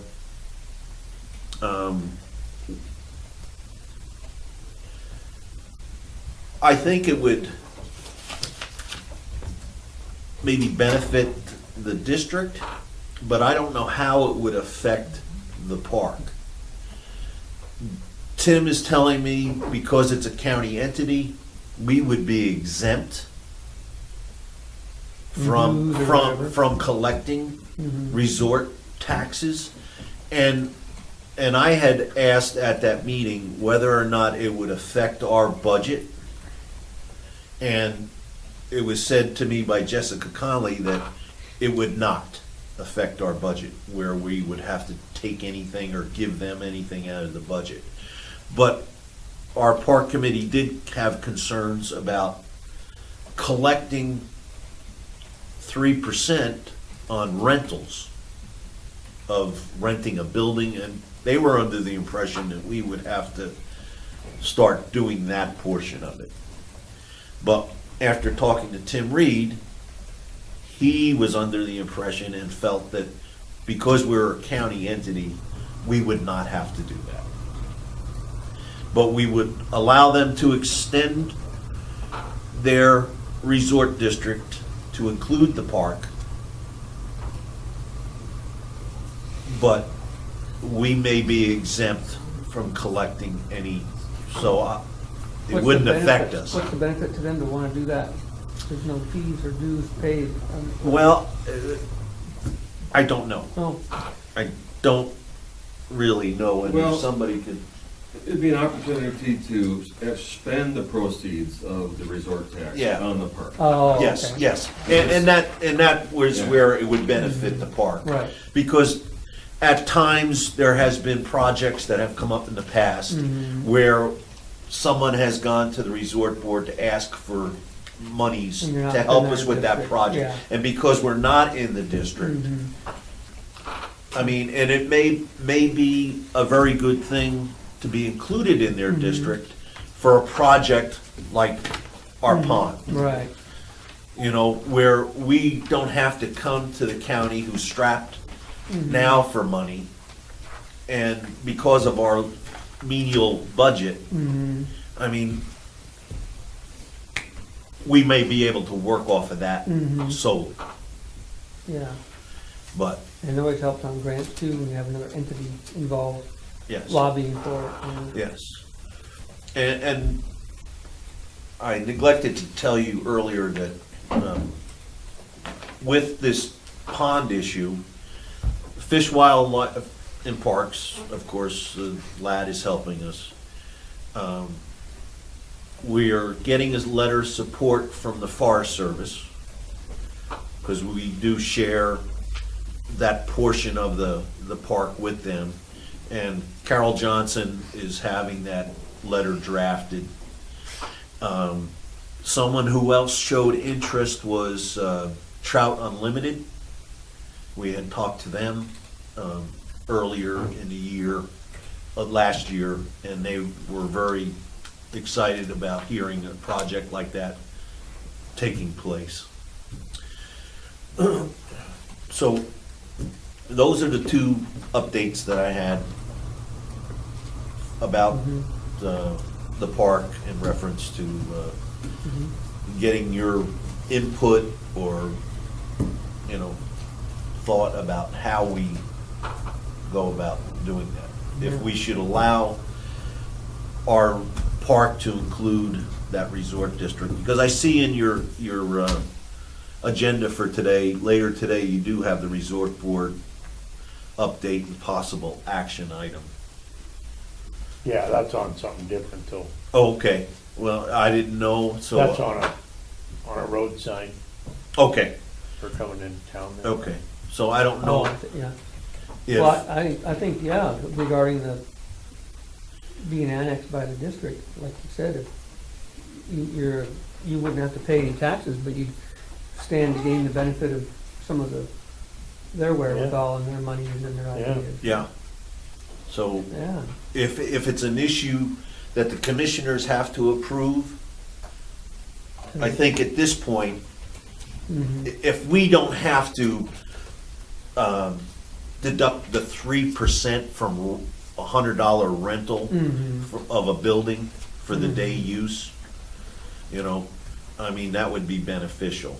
But if we have to start accounting for that, that would be the only downside from our perspective. You're pretty sure on that, right, Tim? That would be exempt because it's a county park. They wouldn't be paying any fees within a resort district. Well, just by virtue of being tax exempt, you are tax exempt. Right. I don't think you can turn around and say some entity can tax you, but since the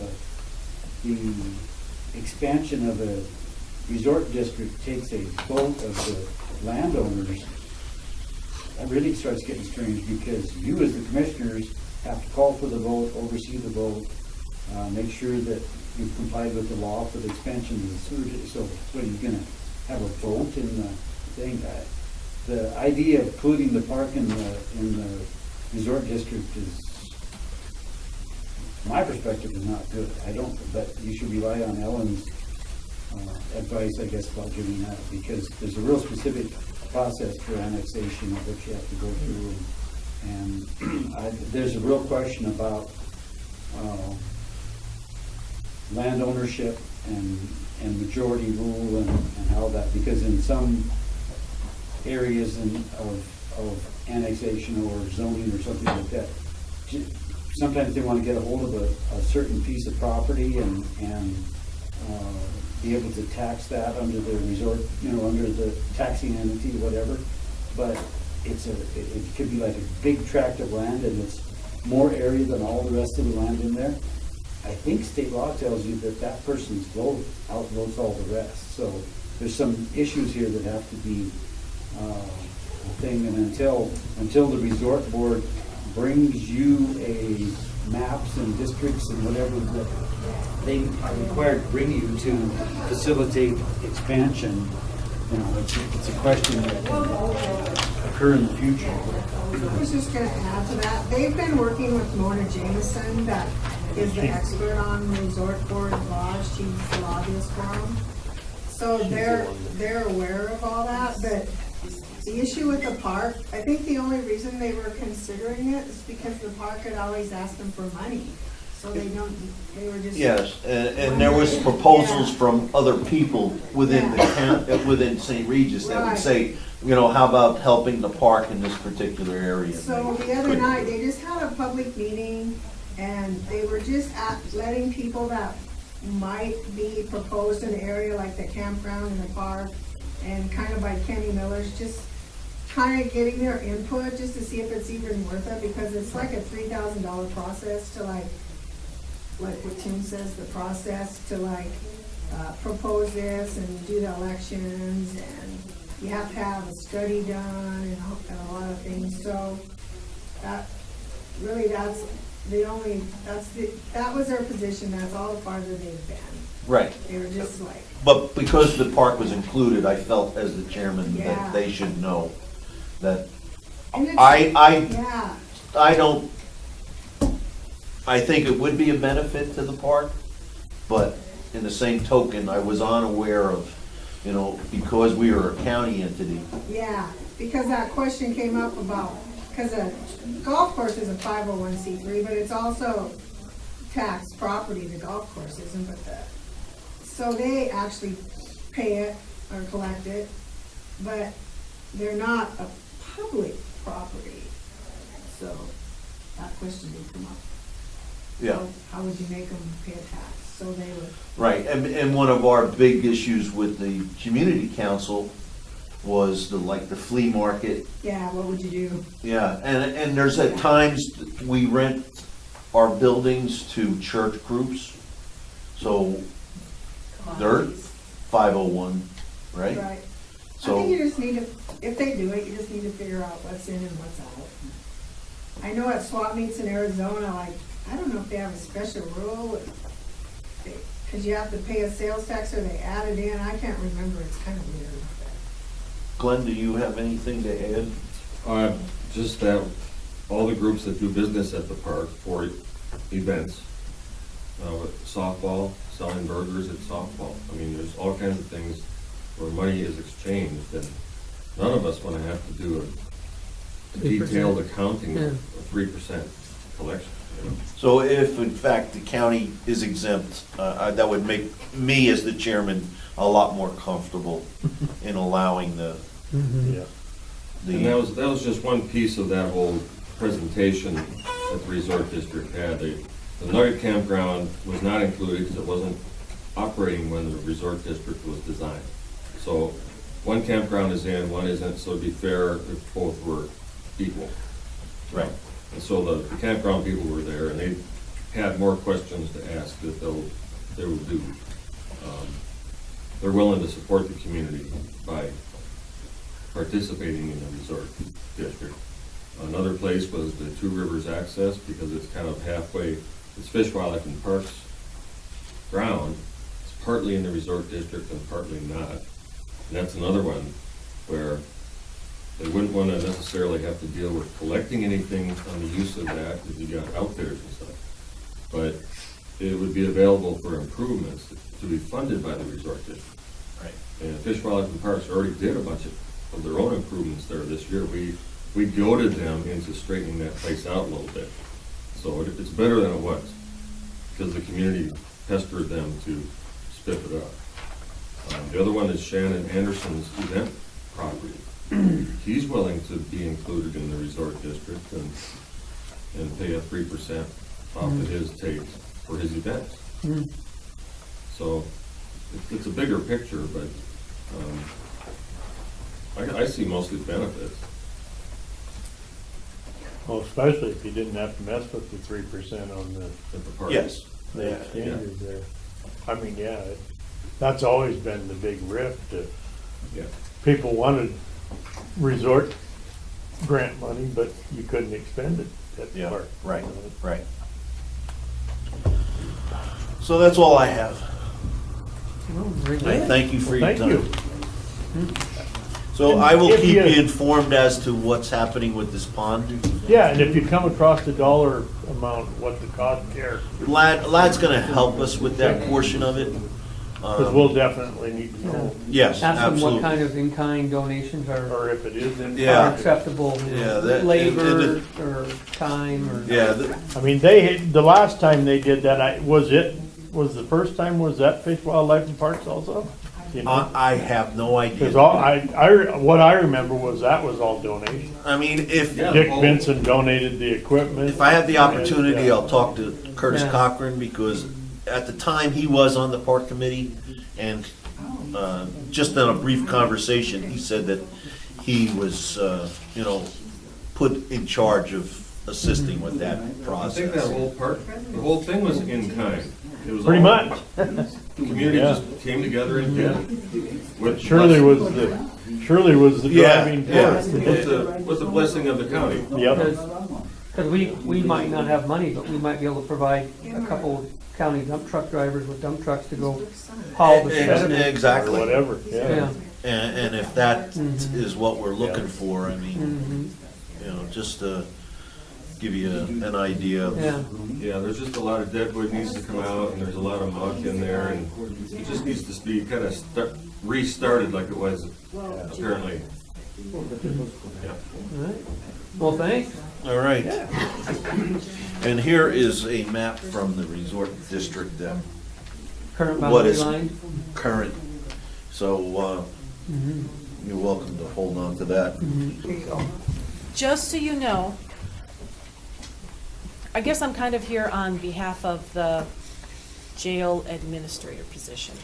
I kind of came through the knowledge that when we first decided to do away with the deputy, we had 10 people that were getting the $1.50 an hour, which was $15 from that deputy's salary. And you know, excluding insurance and all that, there was still $3 to $4 an hour, which was going to be given to the jail administrator. So if the jail administrator was at $13 an hour like the rest of us, that $3 to $4 would have made it 16 to 17, 17.50, somewhere in that range. Is that not going to happen now? Is the jail administrator not going to get that extra money? I guess that was my first question from you guys. Is the jail administrator entitled to that, like what we had originally decided when we were doing our union negotiations? She's not in the union. Correct, but that deputy position was supposed to be done for those positions. That jail administrator would never be in the union because they hire and fire. But that extra $3 to $4 an hour was supposed to go to fund that position. So I was just curious as to why that hadn't been done. Well, I was, the kind of a, position of the board. Right. That when the jail who we hired, be on a 6-month, kind of a probationary period before there was any, increase in wage. Oh, okay, see, I hadn't heard that. So. Most of our jobs have a 6-month evaluation period, so there usually is. Because we didn't want to give her a raise. Right. And then after 6 months, she goes, well, I don't know if I like this or not, and I want to go back to just being, you know, dispatcher. And so now we've got a higher paid dispatcher. So in 6 months, we can revisit this, is what I'm saying, is what you're saying. So everything stays status quo for 6 months. So if you had hired somebody else, just out of curiosity, if you had hired somebody from Missoula that came in with the experience, and you would have given them the 13 plus the extra 3 or 4, which would have been $16 to $17 an hour, and then if they didn't do it in 6 months, they would just basically be out of the county, right? If they applied for anybody else, anything else in the county, they wouldn't be able to keep that $16 or $17 salary. It's based on the position. Okay. Okay, that was just my only question. I'm done. Thank you, Judy, for letting me do that. Okay, it's okay. Joan was close. I was just here with the Department of Revenue that's leaving, the issues, and I know Deb Reisman's coming next.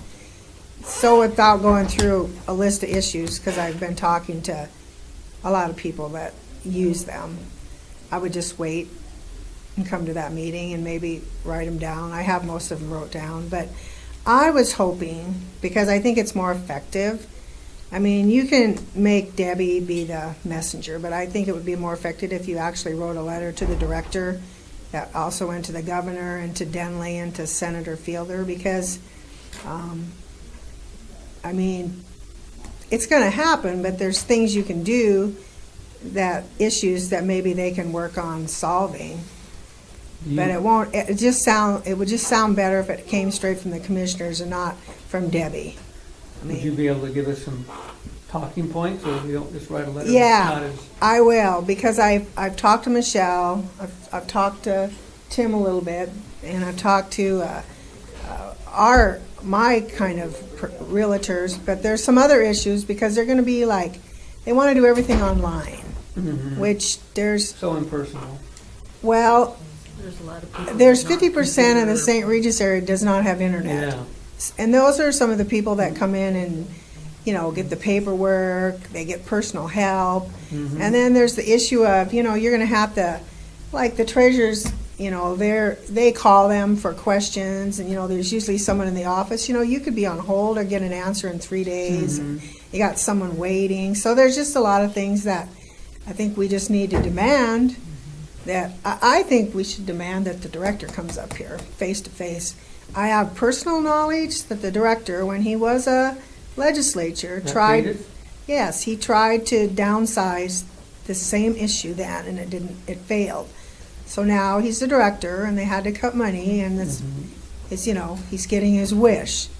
So, but the biggest issue is, like, they've never lived in rural counties. They don't know how we operate. They don't know, you know, not everybody can just, you know. And probably don't care. Yeah. So, I mean, I just think we need to make it be real forceful, kind of demand that Cadis come here himself, too, so listen to our issues and stuff, so.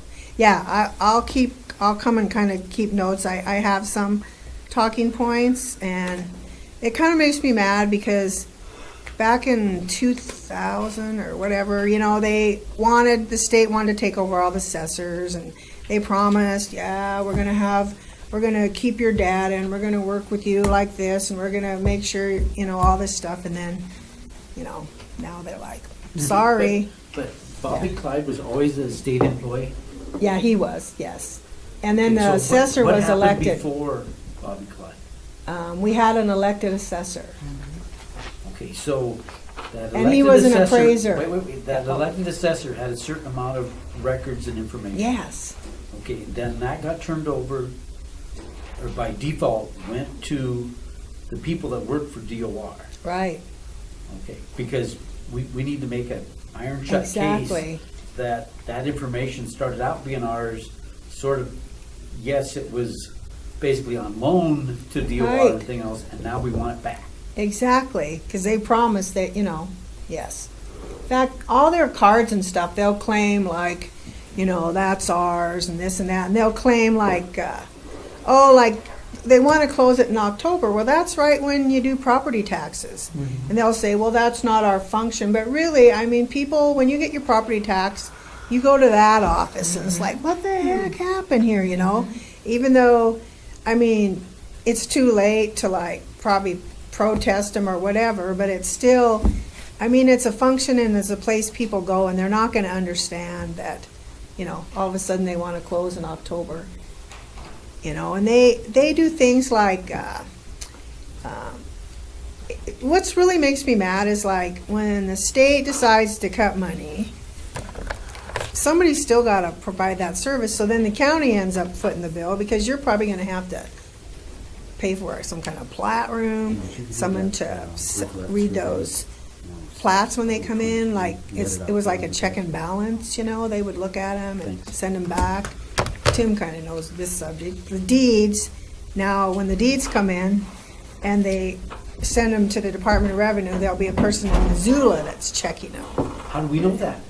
Well, that's what they say. Well, I you know. don't- the- I know. The Missoula people are county employees. Right. They aren't gonna No, send the a Missoula Department County- of Revenue people, the office, the state office in Missoula. You know there's a state office that are DOR people? I don't know, we need to. Because I've yeah. heard it both ways. I've heard that the bigger counties can do their cadastral, theirs, they keep it in-house. Well, a lot of them are, but what's gonna happen is we're gonna have to start paying to get this stuff ourselves, Well, which, true, but- yeah. But the Yeah. bigger counties keep it because it's Right. more tax dollars to them. Well, I think, there is a state office in Missoula, Department of Revenue. But are they doing what Lois and Polly did? Yeah, but there'll be someone that does what, I think they're gonna keep Polly, but she wants to move to Missoula. So what kind of makes me mad is now you're gonna have an appraiser that lives in Missoula, and our property values, I know they base them on certain sections and they have to be similar, but it's not gonna be fair to the people that are gonna, if they're comparing it to a house in Frenchtown or somewhere else, because they're more, so then you're gonna be taxed. It's just a mess. But I just think we need to hopefully send our own letter from the commissioners, and I don't have a problem I mean, sending her a letter. You help us. Yeah, I will, but I'll wait Finer points to it. the day that Debbie comes, because there's no use repeating everything. People are gonna, I know Right. Michelle will come and talk about the things that she has issues with. Because a lot of times I'll find things that are wrong in the county, like cadastral, or something might not have a house on it when I go to list it, or the property description was screwed up. And I can go over to the Department of Revenue, because they're right next door, and say, hey, and they can either fix it or tell me that, oh no, but now when we find mistakes, do we gotta run to Missoula? Do we have to be on hold and get a phone call back in 4 days? Or, it's stuff like that. It's kind of frustrating. So, Yeah, they save money, but it costs us money, let's put it that way, which kind of, sad, so. Yeah, but once you lose it, you're never gonna get it back. Yeah, I remember when they took all the job training stuff from the commissioners and made it to the, the job service, and they had promised to come out, with, when you had unemployment and stuff, and do you ever see anybody out here? No. Yeah, they were here. Do they? Well, At the that mill, one maybe? layoff that Tricon had, they came out. Yeah. Do they come check in with you like they used to, the commissioners? I don't know, I wasn't commissioner. I've never. Yeah, probably haven't. Yeah, they just kind of quit coming. They used to kind of come in and check in and tell you their programs, like you had layoffs, or you had people that were displaced, or that needed training, how to get it, and stuff. But so, yeah. One quick one before you break for lunch. Yeah, it's okay. Before you leaving. I couldn't get it on the screen, you see, but down at Rivulet, okay? We resurveyed that whole thing down there for Stimson, and we ended up picking up a piece of property and a piece of property. Mm-hmm. And those pieces of property are sitting over on and about the Garcia Loop. So by default now, the county has a piece of road right here in front of those parcels.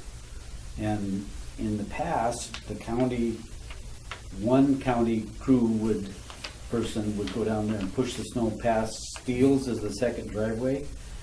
And then the next guy didn't sort of do that, and then the next guy did do that. Anyway, there's been not real consistency, but Bill Thomas lives down here, and he's talked to Jason, and Jason says, well, that's not really my authority. I just wanted to let you know that we now have a piece of county road in there that's Garcia Loop. It's not the main Rivulet Road, and you really have some obligation to move the snow off of that. I know Bill Thomas was in and he gave a letter to Jason last week. He sent me the letter. And, We used to go around but I that school. I mean, it's snowing now, and I. Right. Well, if it's county road, then we should be. Well, I mean, yeah, by default, we've all of a sudden have another 250 feet of road or something out there. So. When the snow just gets pushed down and gets pushed over on railing, this is railing, it's no big deal. But just wanted to let you know about that because I wanted to catch Jason up and you were all at the same time, but it's. Tell him to quit knocking over my garbage cans. Jason, And I'm on mine. YouTube. I think he knocks over every garbage Hey, can. Judy, there is. quit putting your garbage can in the county right away. I can't help it. The garbage people They told won't me to pick it put up it if it's there. in your They won't driveway. pick it up. That's our bad? It's a joke. I don't care. Nobody knocks it over. What other entertainment do those guys have? They're in the truck. That's all I right. know day it's long. like I did Better that than one. hitting your car. Yeah. Any other public comment before we break for a Coke and a smile? Glenn, okay.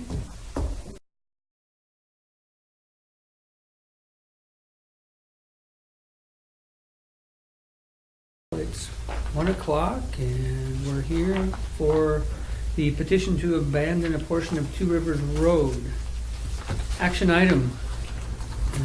Susan Swimley, we meet you finally. Yes, well, hello, it's nice to meet you in person. Do all three commissioners have a copy of the petition? It was attached to the draft resolution that I sent. This one? Yep, it says petition, it should be signed on the back. So I'm gonna just walk you through each step of what you should be thinking about, and obviously interrupt me if you run into any questions, comments, concerns. I don't stand on a lot of formality, but so Monroe County received a petition to abandon a portion of Two Rivers Road. Two Rivers Road was created by a plat in 1969. It is dedicated to public use. Two Rivers Road, for this portion, the county has, at least for the last 17 years, never maintained it. It's always since the 90s, has had a private drive sign. But we're going to get into a few more of the facts. I want to hand you, first of all, so the first thing in this process is you have a petition. Here's a copy of the email from your clerk and recorder. essentially the email says, yes, the petition is valid. It is signed by the two property owners, the owner of Lot 1 and Lot 2 of 2 Rivers North. I always get the name wrong, but 2 Rivers North sub-acreage, I think is what it is. So you have a valid petition before you. If anybody wants copies of anything, I brought copies. It's the only way the timber industry makes money anymore. Right. Is through lawyers. So to give you a really good visual of both the roadway that's being sought to be abandoned and the actual physical surface, I have blown up a portion of the survey that the county surveyors did back when I was asking them to look at the road as a county road. Did you get one of those, John? And what I did for you is I highlighted in yellow so you can see the area of the road that's being sought to be abandoned. And that's yellow is the physical road surface. And then between the lines, you can see the outside of the lines of the 60-foot right-of-way. Now, I don't know if you've been up there, and I say up there, and I do mean up there, because when you are driving up 2 Rivers Road, it's very straight north and south. It's well off the bank that drops down to the river. When you get to this spot right here, I have extra copies if anybody wants them. So here. There's copies of everything. When you get to right here, I am not a mineralogist or a geologist, but there's a very large rock outcropping that forces the road to come toward the bank.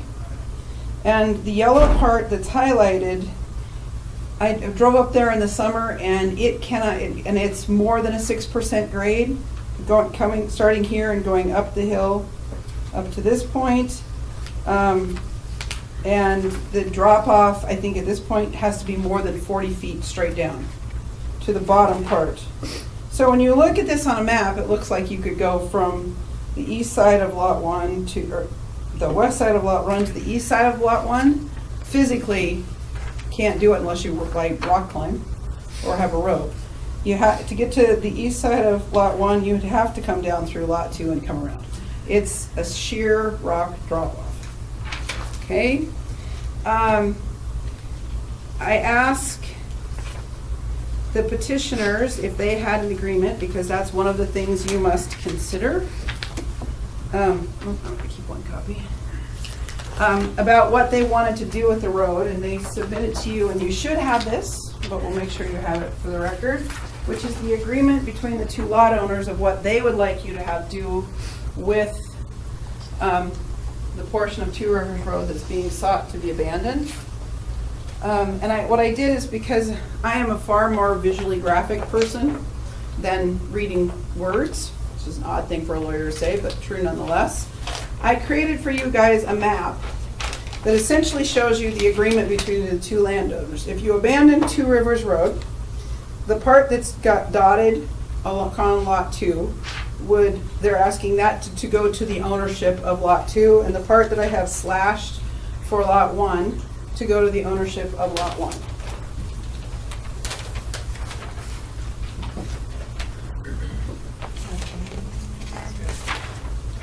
Yeah, that's a bigger version of that. Yeah. So. I think the other really important thing to look at when you're looking at this map is you should look at that, and the one that I gave you in yellow is you should look at the configuration of Lot 1. Because as Lot 1 currently exists, Lot 1 is a U shape around this road, and the road does not reach to the property to the north. So the road dead ends in the northern quarter of Lot 1. Does that make sense to everybody? All right. When you are, and I will tell you that I had some typos in my resolution, so when we get there, I have Casey corrected it. But I have some corrections, and we can go over what the corrections are. But so what I have given you now is in the resolution. And by the way, Commissioner Johnson, I Casey corrected your name, sorry about I that. saw that. Yeah. I tell people, when you find the typos, that's how you know I'm doing my own work. Not my secretary who would never let this happen. So, but as you are aware now, section 714-2616 is that you as county commissioners are vested with the authority to discontinue a street in an unincorporated town site. And what legally that means is an unincorporated town site are all of those subdivision plats that sit out there in the various locations in the county. I actually traced this all back to the definition of town, town site, village. And so you are vested with the authority to say, you may vacate a portion of a street after you have a valid petition, and we now know you have a valid petition. After you've had notice, and yes, we published the notice consistent with that. And the first criteria that you have to consider is whether this vacation can be done without detriment to the public interest. And so I want to focus on that part of it first because it's a question for you of public interest. And so you know that you have a valid petition and that you have the vested authority to do this, that it is a tract of land, not an easement, that Mineral County has never taken to date a position that you have any ownership interest in this tract of land, although you have protected to this date the public's right, the public dedication on this, we'll call it the road strip, okay, on the road strip. You are not being asked to vacate the entire road strip, you're only being asked to vacate the dead end portion of the road strip that actually has a relatively significant grade, and frankly, the road strip is 60 feet wide and there's no way you're ever going to get a 60-foot wide road in there. Physically, it's not possible to do. Further, it's not detrimental to the public interest because this road strip across lots 2 and 1 has only acted as a driveway for lot 1 at least since 1990. The public, if they were to go up there, has no place to turn around. And trust me, even being a good backer, you don't want to have to back down off of that. It doesn't go anywhere. It doesn't go to public lands, it doesn't go to a public facility, it doesn't go to the river, and now it doesn't even go to the property to the north. It dead ends in the middle of lot 1. So abandoning it, if you were going to not abandon this, you're going to have to find a fact and articulate it out loud as to why it would be detrimental to the public interest not to abandon this portion of the road. And then your next step is if you determine that you can abandon this without it being detrimental to the public interest, then your next step is to take into consideration where you would direct the title of that portion of the road strip to go. Who would own that portion of the road strip? And you are to consider the previous platting, which I've just told you was 1969, the manner in which the right-of-way was originally dedicated, granted, or conveyed, and the right-of-way was dedicated to public use on the face of that 1969 plat, and it said the streets are dedicated to public use. The reasons for the petition to be vacated, and that is in your petition, and I summarized them on proposed finding number 8 in the resolution, which is that the road surface has been used for a driveway to a single-family residence. The road surface is steep and narrow. There is no room for two-way traffic. The road surface and road strip dead end in lot 1. There's no area for a vehicle to turn around in lot 1 without trespassing. The road does not provide access to the river. The road does not provide access to public facilities, and no public resources are being expended on this road. You actually have a sign at the southern end of lot 2 that says county road maintenance ceases here, or stops, or something. But I can't determine when that sign was put up or who paid for the sign, but that sign's been there at least as long as your road superintendent, and I believe he told me that was 17 years. So then your next thing to talk about when you consider where you would direct this to go is any agreements between the adjacent landowners. The parties requesting to be vacated, and those are the parties who are adjacent to it and surround it. And the agreements of adjacent landowners, which I have handed out to you and then given you my drawing of the explanation of what they are saying they agree to. And the law does allow you to direct the title to revert to one or more of the property owners within the platted area adjacent to the portions vacated. So the owners request that the portion of the road strip in Lot 2 be vacated and directed to Lot 2, and the portion in Lot 1 be vacated and directed to Lot 1 is consistent with law. I think with that, what I'm going to recommend you do is you open this up for public comment. You ask, the petitioner is here. If the petitioner wants to say anything, that's absolutely fine. They don't need to say anything. Take your public comment as part of, and I will go through the corrections on the resolution is, I inadvertently typed Township 8, not Township 18. So it's Township 18 North. So that gets corrected in resolution paragraph 1. And then paragraph 8 of the proposed resolution, which I just read to you, single family being hyphenated as opposed to two separate words. Those are the sum total of the corrections on the resolution.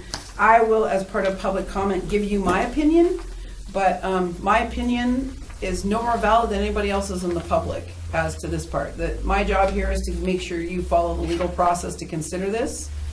I do understand that Commissioner Simmons had a conversation, Simons had a conversation with a relative of the owner of Lot 2. So before the public comments, I would ask you to disclose that, please. I think it was actually the lot owner herself. Okay. You're talking Audrey? Yeah. Yeah. I did. Okay. She had called me when I was at work day before yesterday. Wasn't a good time for me to talk. I told her I'd call her back. I didn't that night, but I did call her back last night. And I did have a conversation with her and listened to her concerns. And can you remember what her concerns were? Her concerns were people driving through her front yard. Okay. She had a concern, I think I even wrote them down maybe. She had a concern as to what was going to stop the new owners of Tricon Sawmill, IFG, from using that road regardless of anything that had happened in the past. Anything else that you guys talked about? Her and I told her I had a concern with the access if something were to happen on the other end of this, not on the map, sets the Old Mill Peninsula subdivision. How many houses do you think down there, Judy? Well, there's over 50 lots, there are about probably 15 houses now. Yeah. So Three got built this the summer. only way out of that subdivision is a bridge that sets in front of IFG's office, and it goes across the railroad tracks. If something were to happen with that bridge for whatever reason, a derailment, a fire, whatever, if that bridge was blocked, what would be the escape route for people coming out of that peninsula? And did you reach any conclusions with Mrs. Hammer? Not really. She said, well, you know, I guess we would cross that bridge when it happened, but that was kind of No pun intended. Yeah. I didn't mean to do that. You know, it is still a concern to me. I think I made the comment, well, I guess we would use that road anyway, regardless. You know, in an emergency situation, you wouldn't have any choice. There are other places within the county that we are faced with the very same thing, and you know, one of them that comes to mind: do you cut a fence that is on a federally owned highway, you know, to get out of an area if you were in danger? Okay. Mainly. I just want to make sure we got anything else. That's all that comes to mind. I don't know about any other conversations the other commissioners may have, but if you have, this is the time for you to tell everybody so that when the public comment comes in, the public knows all of the information you know while you're sitting here. So, may I be heard? My name is Joan Arstead, and I am one of the petitioners, and I wasn't aware of your concern about the using the road for an emergency exit for the Old Mill subdivision, but it's my understanding that the roadway is blocked just north of my property. It is. And so that was blocked by, I believe, your prior employer, Tricon Timber.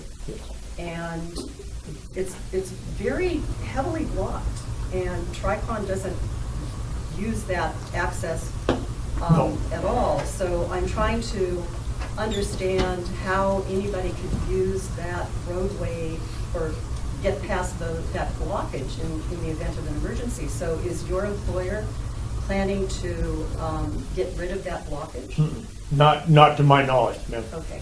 I had a conversation with Andy Earhart, who was working for Tricon, now works for IFT, and I asked him, what his thoughts were on this. Did IFT have concerns about anything? I hadn't even talked to them about this. I just said this was on the agenda, and were there concerns or not concerns? He said they had no position on it.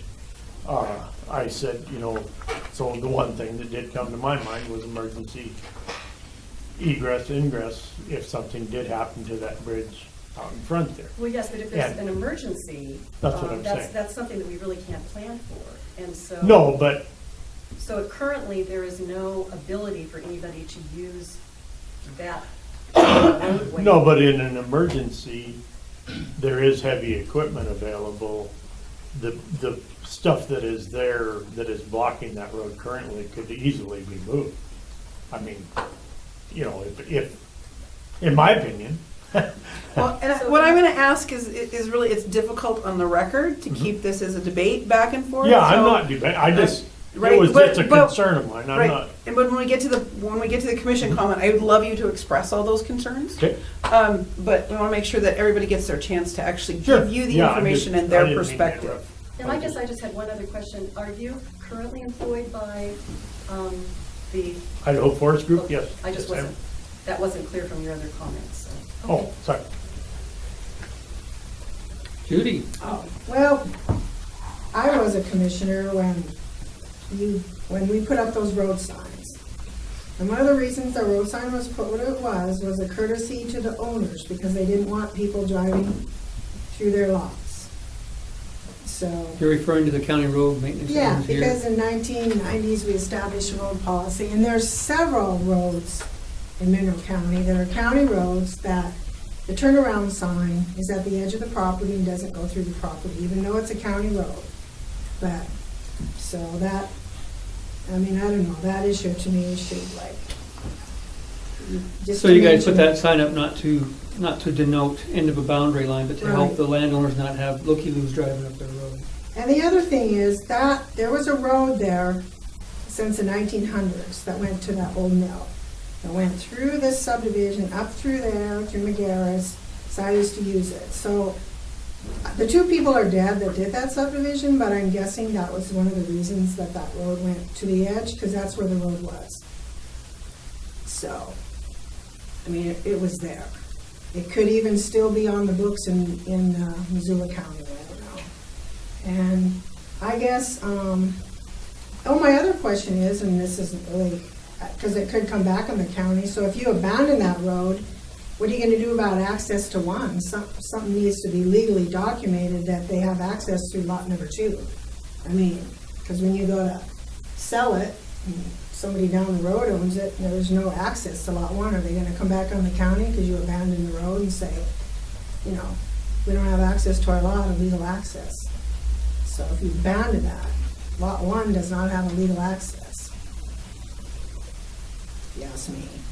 Is this appropriate? So my other thing is, I don't know. I think it's and maybe you can. There's some kind of agreement you can do that runs with that land. That there's maybe change it from a right of way to an easement, but there's a way out for those people at the old mill if something happens to that bridge, because we've had several instances in Superior where either as a county, a bridge was gonna wash out, like we're gonna have to use that easement through the golf course. I mean, there was no way for the people from 4 Mile area to get back to the freeway. I mean, there's things that come up you just don't know about, Well, it so. could be a chlorine spill like that. Yeah, so I mean, just to close that off, so those people may someday not be able to get out of that area. I mean, so, it has to be something in writing, like we can still use this access in an emergency, I mean, I don't know. So, I would be against the banning it till you figure some of this stuff out. Had to do another road that went through there when they did that bridge, and there was several old highway and right-of-way easements through this area. Yeah, we're probably still in Missoula County, so. She's referencing before Mineral County was formed. I know. Oh, okay. I know all about it. Just trying to be helpful. Yep. Yeah, so. Anyways, that's my comment.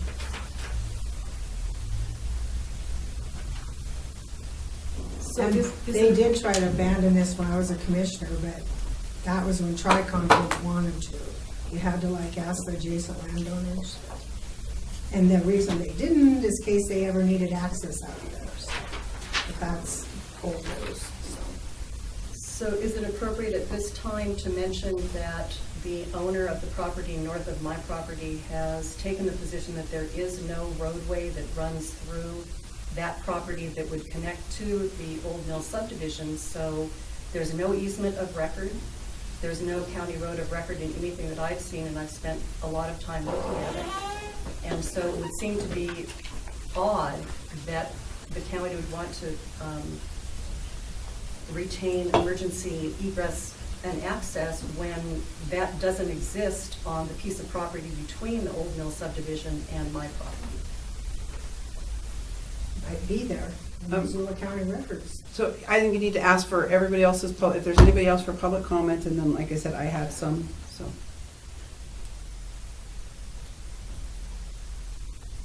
Tim or Glenn? So this affidavit from Jane Eby, I mean, where does this fit in? The affidavit from Jane Eby was produced as part of our motion for summary judgment in the court case. And Ms. Arstad and Mrs. Hammer chose to attach it to their petition, so that's why you have it.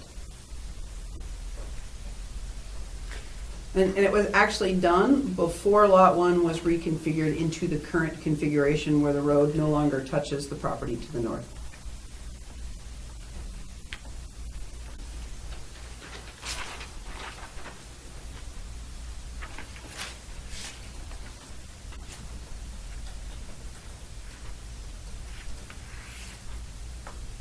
Can I say something to Jones?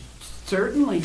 I just want to make sure we aren't cutting off anybody else who wants to speak, that's all. I can't see everybody behind me. So. I didn't mean to infer that there is currently a road there. I mean, the log yard is there. Okay, I work in that log yard every day. Oh, I don't think you did. Infer that. I don't think you inferred that, I think. Oh, okay, I thought maybe you thought I meant, what I was referring to when I was saying emergency ingress, egress, you know, we may have to come through, if something happened to that bridge out there, people off that peninsula may have to come through IFT's property and drive on what is there. There is road there. I mean, there is drivable road. I can drive a pickup right to where it's blocked next to your property there, you know, Okay. right So now. if you don't mind, I want to go back and address some of the comments that were made, because first of all, I did go search all the records in Missoula County, and there used to be a 2-track road that did extend north, and you can still see it on some old aerial photos. That road has been obliterated by Tricon, but it did exist, but it was not any of the petitioned county roads or public roads that were of record in Missoula County before Mineral County existed. And we actually went back and we did that research, and I verified that with the county surveyor. So I appreciate your concern, and we did look at that and we made sure it wasn't that, so that we were accurate in what we were presenting. if you, you have not had, the former commissioner has not had access to maybe all of the documents, but the agreement between the landowners spells out that Lot 2 would give an access easement to Lot 1. So Lot 1 would not be landlocked, they would have their own access easement. I can appreciate the concern about that you could move dirt and on the IFG property and then eventually hit the driveway that's on lots 1 and 2 at this time. I will tell you that I mean, and in the case of an emergency in a long term, the county may end up in some type of a negotiation with the landowners to put something temporary in. That's correct. I will tell you that I took my Subaru Crosstrek and I drove up the driveway and then I drove down along the railroad bed, and the drive around the large rock that I talked about along the railroad bed is a more clear 2-track road than the one that you're referencing on the IFG property. So I would tell you there's more than one way in the case of an emergency to route people around that bridge. You're talking the fire road right along the edge of the Yeah, and that's all on the railroad right of way. So clearly people have been using that for quite some time too. So if in that event of an emergency, the physical access could be made and those agreements could be struck based on temporary license agreements to allow them to happen until the bridge got fixed. That would require, as we all know in that event, and that would require the county commission to actually talk to the railroad, IFG at this point, and Ms. Arstead, because she owns Lot 1, or if, at any point she doesn't own it, the successor to do that. But you would have to do that in all events because the petitioned road, the port that's being petitioned to be vacated, does not reach the IFG property. So those kind of actions would have to be taken. You couldn't just say, we're going to have an agreement to drive through there, because you don't have any agreements in place to drive through the IFG property either.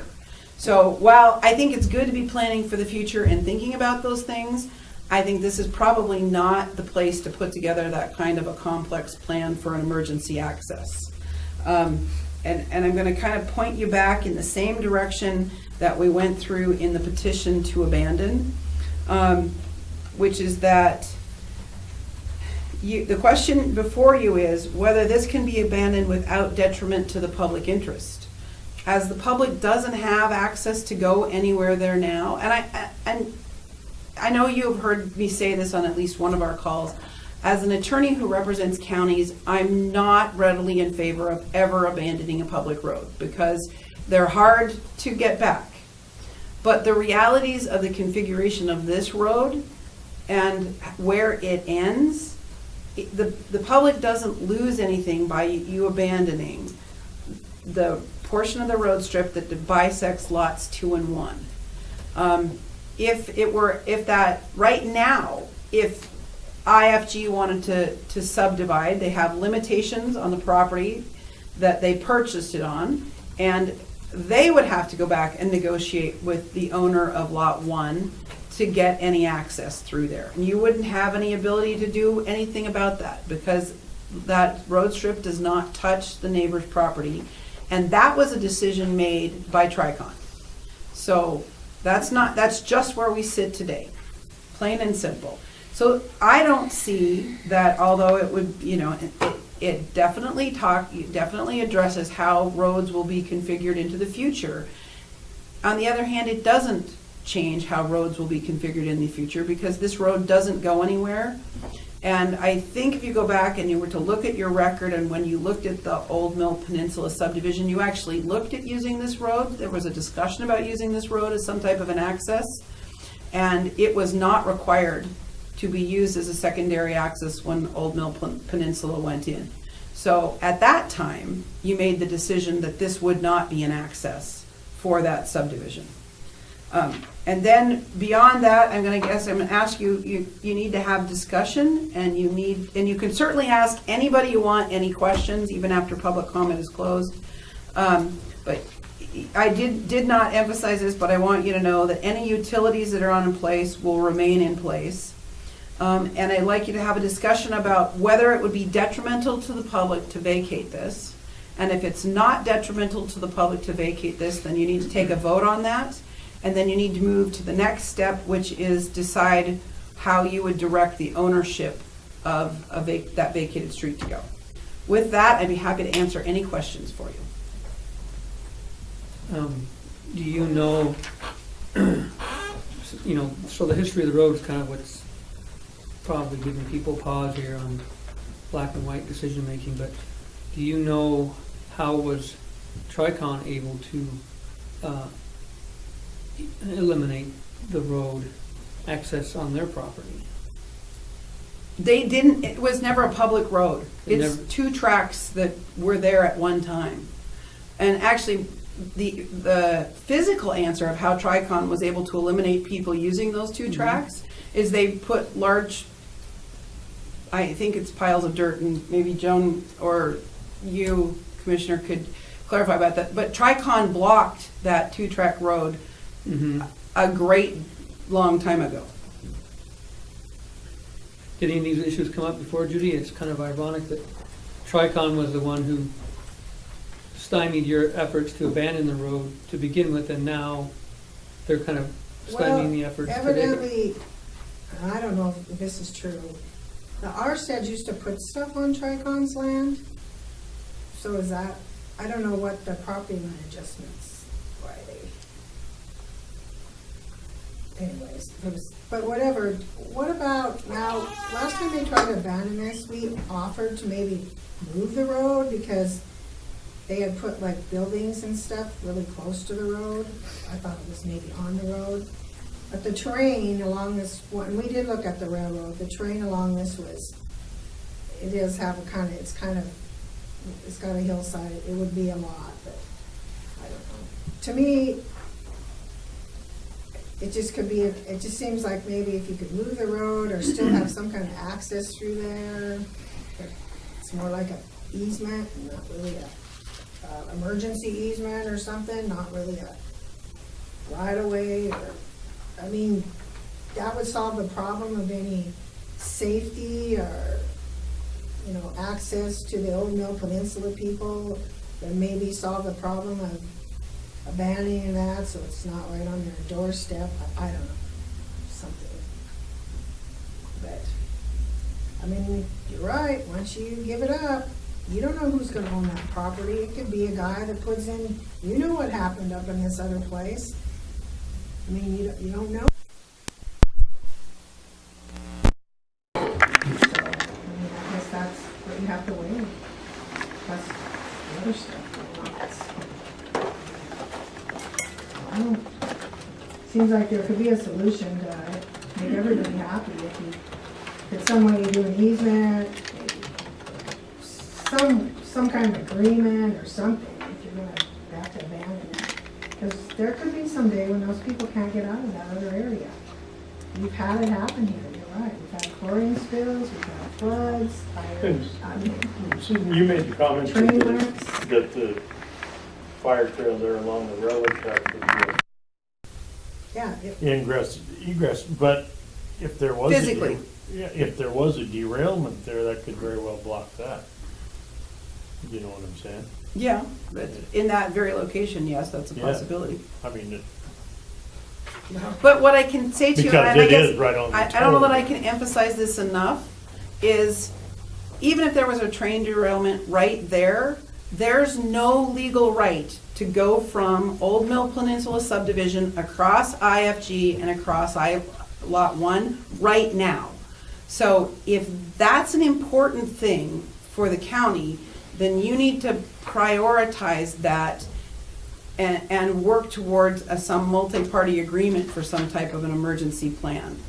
But that is not something that's been discussed. It's not something Tricon engaged in. I mean, and frankly, I mean, I guess I would tell you it's kind of, it's probably a multi-year negotiation to figure out what that would look like. Because I will tell you, I doubt that IFG wants people to have the right to drive through the middle of their property. And there's too many liability concerns for that. So you can't apply 2 different standards. What you have to look at is the facts you have in front of you right now. And right now, this road, you can't get from the end of Lot 1 to IFG legally.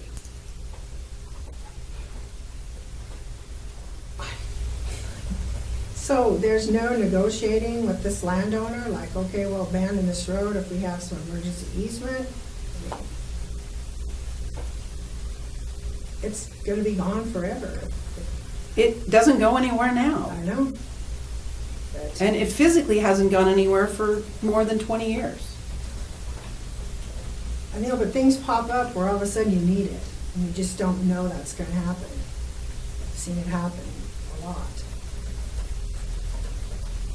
And I wish the people were still alive that made that road to right there, because it doesn't make sense that it went there, but there's a reason for it, and I don't, it's, why would you make it all the way through a lot to where, to that other property when you did that subdivision? So, I don't know.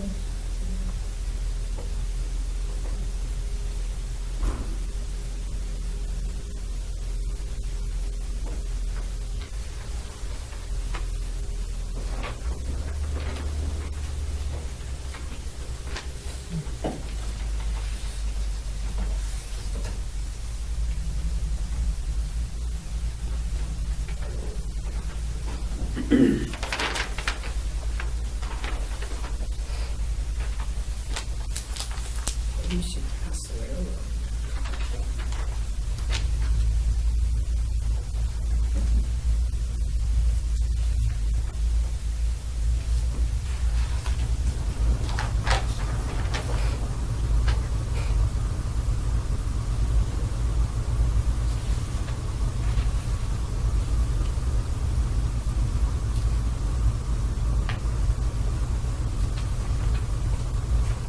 Well, Dwayne, how much land does Tricon have between this lot 1 until you hit a regular public roadway? How much ground? would- Oh, it's pretty good jump. I think it's between 58 or 78 acres. Hmm. It sticks in my head, and I can't tell you which one it Tim is. could probably tell you. Mhm. Do you know how many acres is in there, Tim? I think it's 74. Is that 74 acres. starter, you know what?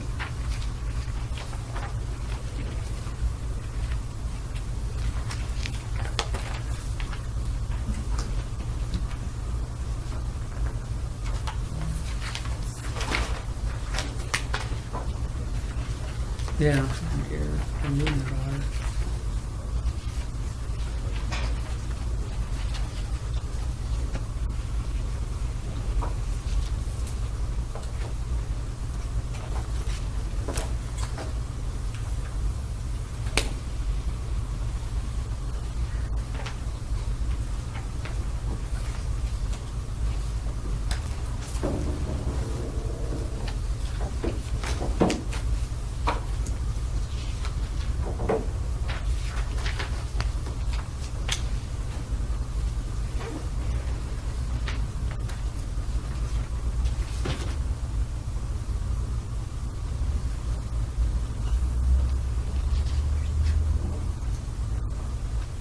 It'd be nice if we could get a Google 16. Earth image Mhm.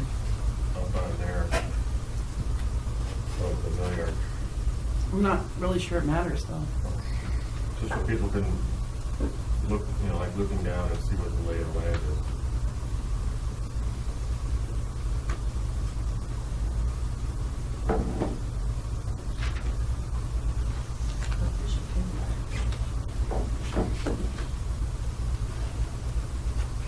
So, Susan, if the county abandons the road, does that chunk of ground that consists of the road today then go into ownership by the owners of lots 1 and 2 and they pay property taxes on it? That is correct. But you also lose your county road money, which would be more than the property taxes. Whatever. I actually took a look at that, and I believe that you're not entitled to that credit if the road is used just as a driveway to a single-family residence. I wasn't prepared with that research material because I didn't realize that that issue would come up, but that's just my recollection.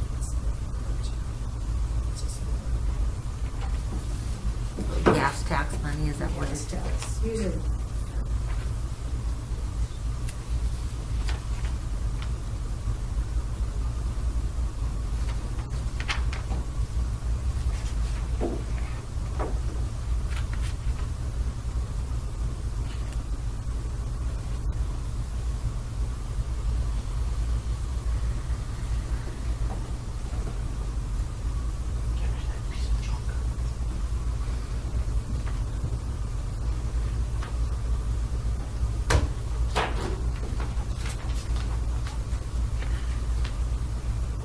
You gonna pull up something for us, Tim, on the board? Probably about 3:30.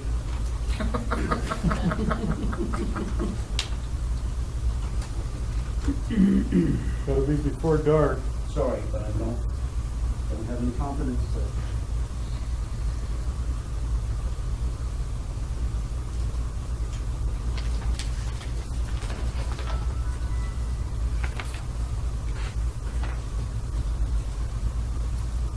Just so I can clarify, the issue of detrimental to the public interest, so far we've heard a concern about if in the future there's emergency, is that the only concern from the public so far? Just want to make sure people, if they have any other concerns, we've really got to address whether or not the commissioners believe it's detrimental to abandon the road.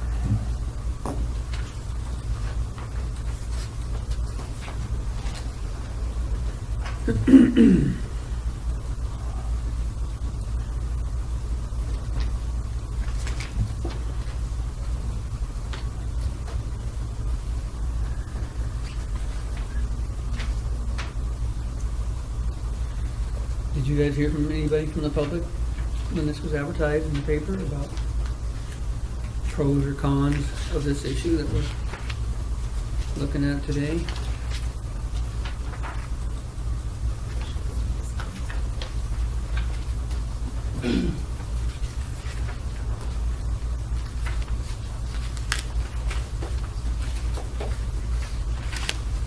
We take the silence as no, other than the one that was disclosed already. I didn't hear from anybody at all. Only ones I've ever heard from is Tim and Judy. But,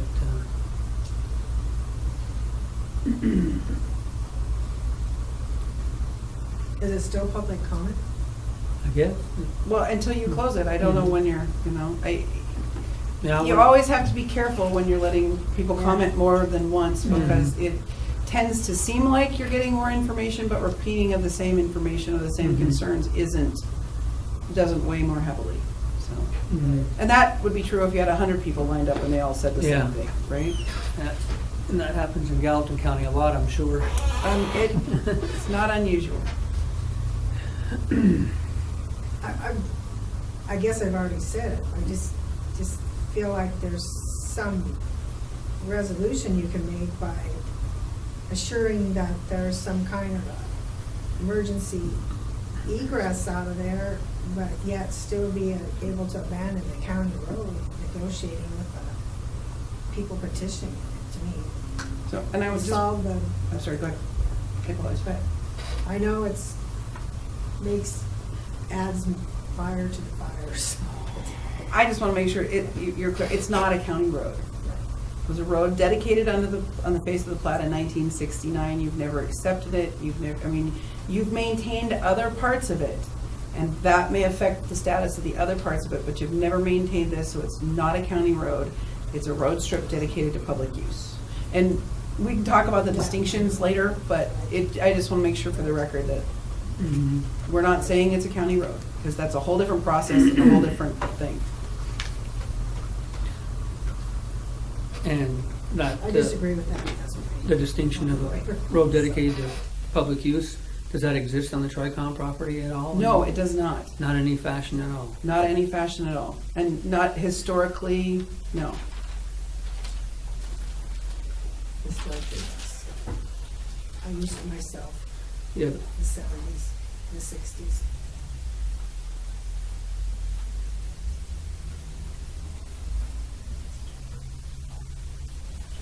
but you can't use it today because they have a I power. think the grid. Magueras own all that property, and that's where the road went to that other place. So, Well, I agree that we,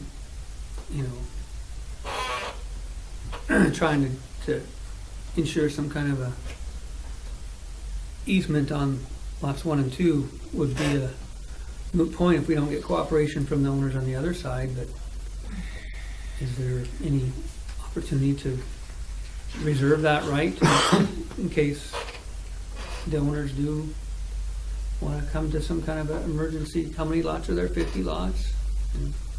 That'd be the only public detriment I can think of, is that there's that one single lane concrete railroad overpass for cars. It would be nice to have the option of building an emergency escape for people that. And I guess I would say, at this point in time, right today, you have a valid petition in front of you and you're being asked to make a decision based on all of the facts you have right here today. And while that might be a lofty goal, it probably should have been a lofty goal and something that should have been done at the platting of Old Mill Peninsula, but it wasn't. That choice was not made. That doesn't stop anybody from beginning those entire discussions between Old Mill Peninsula and FIG, sorry, I was just about to switch them around. I knew that was Idaho wrong. Forest. Yeah, Idaho Forest and these owners tomorrow, next week, next year, as a separate negotiation of what that should look like, who should pay for that, what the terms are and conditions are. That takes it out of the governmental forum and put its backs into private property owners doing what's best for themselves. And so they're, but also in this world, it's about give and take, and right now, we have the opportunity to negotiate now. You really don't have the opportunity to negotiate right now. You have a valid petition before you and you have the facts that have been presented. And, if prior to us getting here, somebody had brought in Idaho Forest and said, look, we want to talk about this, and then that discussion had taken before we got here, then you might have delayed this hearing, but nobody did that. And so you are sitting right here today with a decision you need to make on the facts you've heard today. And like it or not, unfortunately, that's where you're at.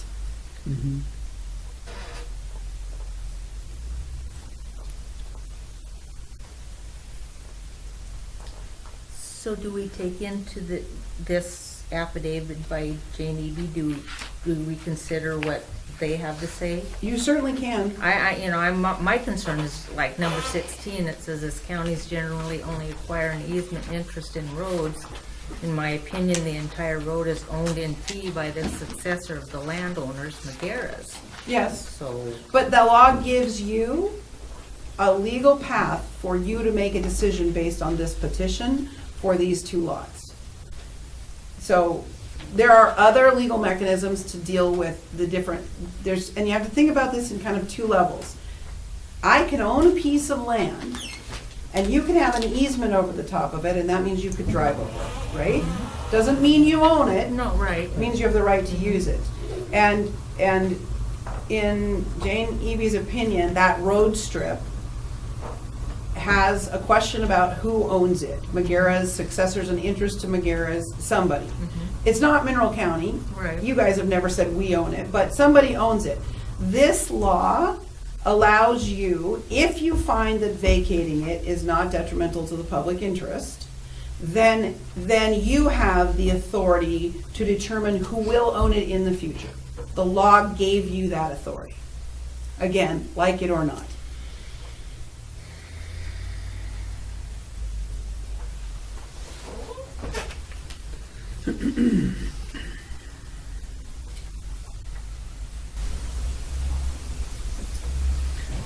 Well, I guess we have enough public comment. We can close public comment, go on to the next phase. Yep, that'd be great.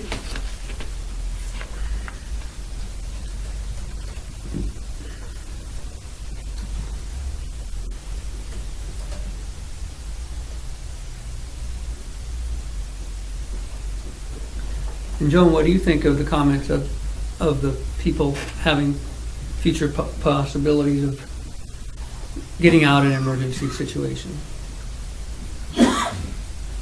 I would say that as someone who would be very concerned about the ability of people to,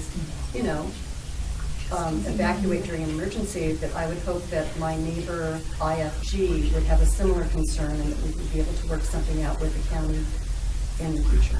I mean, as Ms. Swimley indicated, this had not been brought to the attention of the petitioners beforehand. It's sort of a surprise, and I guess that because we have Commissioner Simons, who indicated that he had spoken with IFG and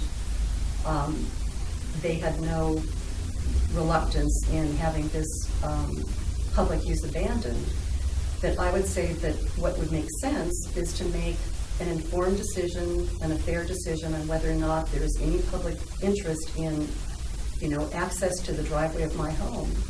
And I have absolutely no problem in good faith in working with the county in the future to work out this detail because I can understand that it's a concern.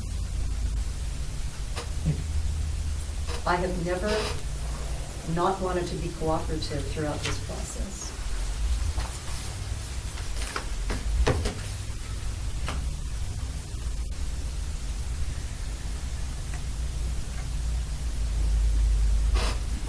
Well, I don't live down by St. Regis, and I never even knew about the issues that maybe Judy or Dwayne do. This only came before me recently, but the only detriment to the public would be what we discussed, an exit way.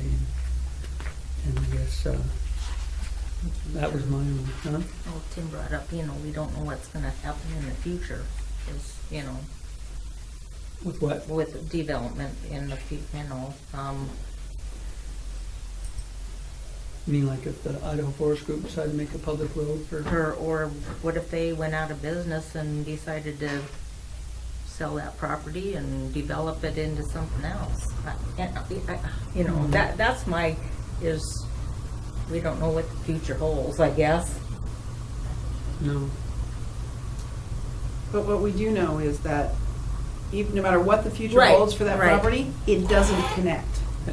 Yeah, our predecessors didn't ensure that it was set up from the beginning. That's kind of where we're at, right, Susan? Right. That's exactly right. Mm-hmm.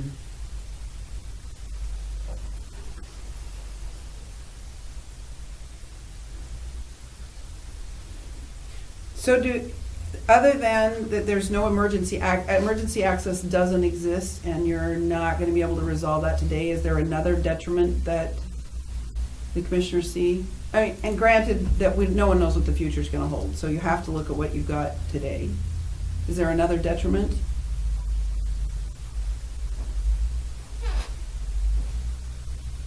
I don't know the area that well, so I'd have to let Dwayne and Lori speak to it. Only what I can think of is the exit way. No, that's all I could think of, And I'm sorry that I didn't think of this before. I haven't had any conversations with anyone. Audrey called me and that kind of spurred and I was sitting in the log yard when she did call me.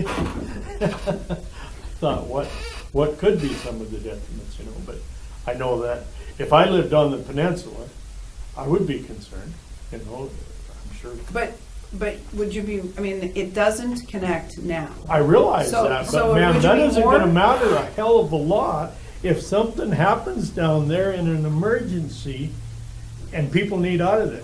So, but would you be more concerned because of this, knowing that there is no out now? There is an out now, though. Not legally. Not legally. Not legally. But there is an out. Well, but that's not, you have to deal with what's legal at Yes, this I realize point. that, I realize that, but what I'm saying, in an emergency, legal probably isn't gonna rate right up there on the high end of the scale. And you might be right about that. I am right about it. I mean, in the past, things that have happened, that railroad is So- a, Then I want to ask you a different question. okay, If shut if we're not, no, you don't have to. This is your show. But no, if, it's not. but if you know legally there's no access out, and you know physically if something happened, you'd be in here in an emergency session trying to figure out how to get an access out, and you heard Ms. Arstead already say that she's always tried to be cooperative, and if in an emergency that could be worked out. And what I told you is, in that situation, you would then look at a license agreement or a temporary easement or something like that. Is it more detrimental to the public knowing that all of those things are true no matter what action you take today? Is it more detrimental to Yeah. the public? No. Because no matter which way you vote, all of those facts remain in place. So we go back to what you have to find, which is that after you have a valid petition, the question is, that are you authorized to vacate a portion of a street if it is without detrimental to the public interest?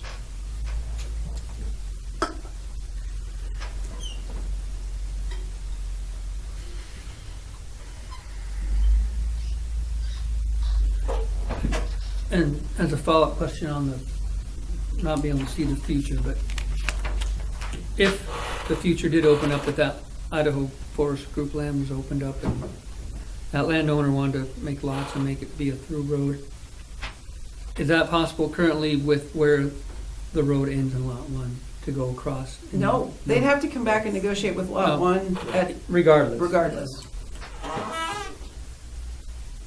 So there's no road, this county public domain use of road, not a county road, only goes to where it's shown on the survey. That's correct.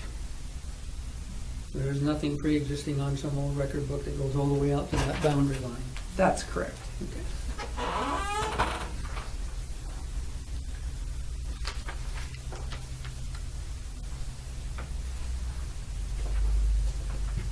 Well, given that piece of information, that makes it a little bit different from what I understood.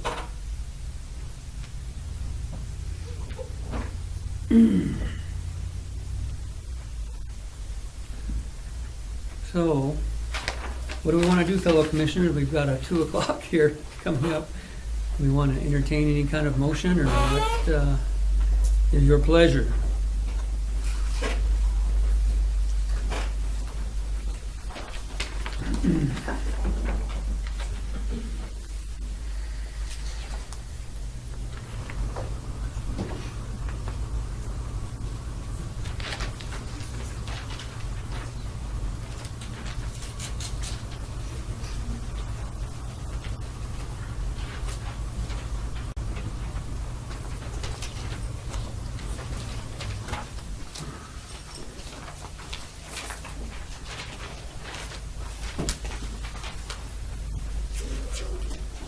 Susan, do you have a wording of how that ought to sound? Were I in your shoes, or as I would, my preference would be that it begin, that any motion begins with, as much as I hate to abandon a public access. At I don't any have any time, problem shape, and saying form. that. I don't. As much as I hate to do that, in this situation, I believe that there is no detriment to the public to vacate the portion of Two Rivers Road that's been petitioned to be vacated. I don't know how Now, you say that. somebody says, so moved, after that, you've got it on the record. And you can, if you get a second, then you can have discussion.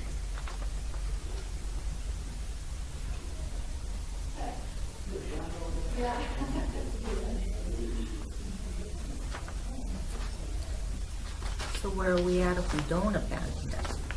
I mean, Well, you need to make a determination on the record as to what the detriment to the public interest would be by not abandoning it.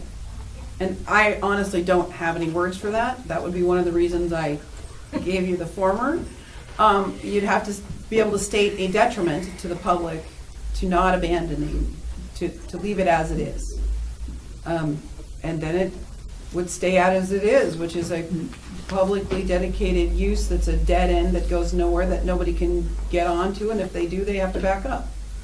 So And it doesn't go all the way through. Given the circumstances and where you are, I would recommend that you pass that resolution right now at this time. Just get it passed and let's put things together in the future if there's something to do. I make a motion, we pass resolution 1/12/2018. Is that the correct numbers? And given Lynn that, said corrections, right? Right, and I've actually got the corrected one. Corrected with one? the- Yeah. Okay. Yep. I'll second that. okay, we have a motion and a second to, as much as we commissioners hate to abandon a dedicated public use roadway, but given that it doesn't go all the way through section lot 1, and given that it doesn't necessarily have any rights of way on Idaho Forest Group, I think we do have some work ahead of us to help ensure the public safety that we are all seeking. And so, with that motion, and that being said, all in favor? Can I correct my second with reservations? All in favor of the motion, say aye. Aye. Aye. Any opposed? None, okay. All right, I do have the one, I would ask you to sign it, and then I'll go get the clerk and recorder to attest it if you would.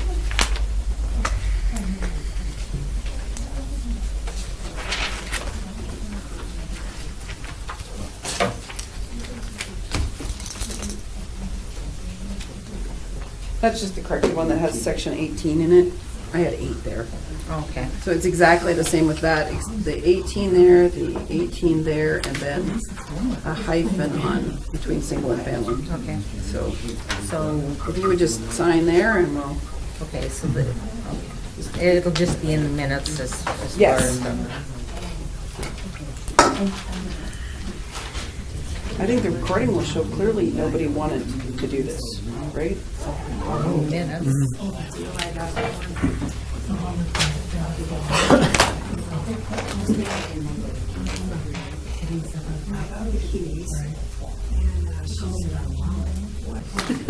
All right, well, thank you very much. Thank you. Thank you. I will be back in touch. All right, Thank you, I appreciate it. thank you.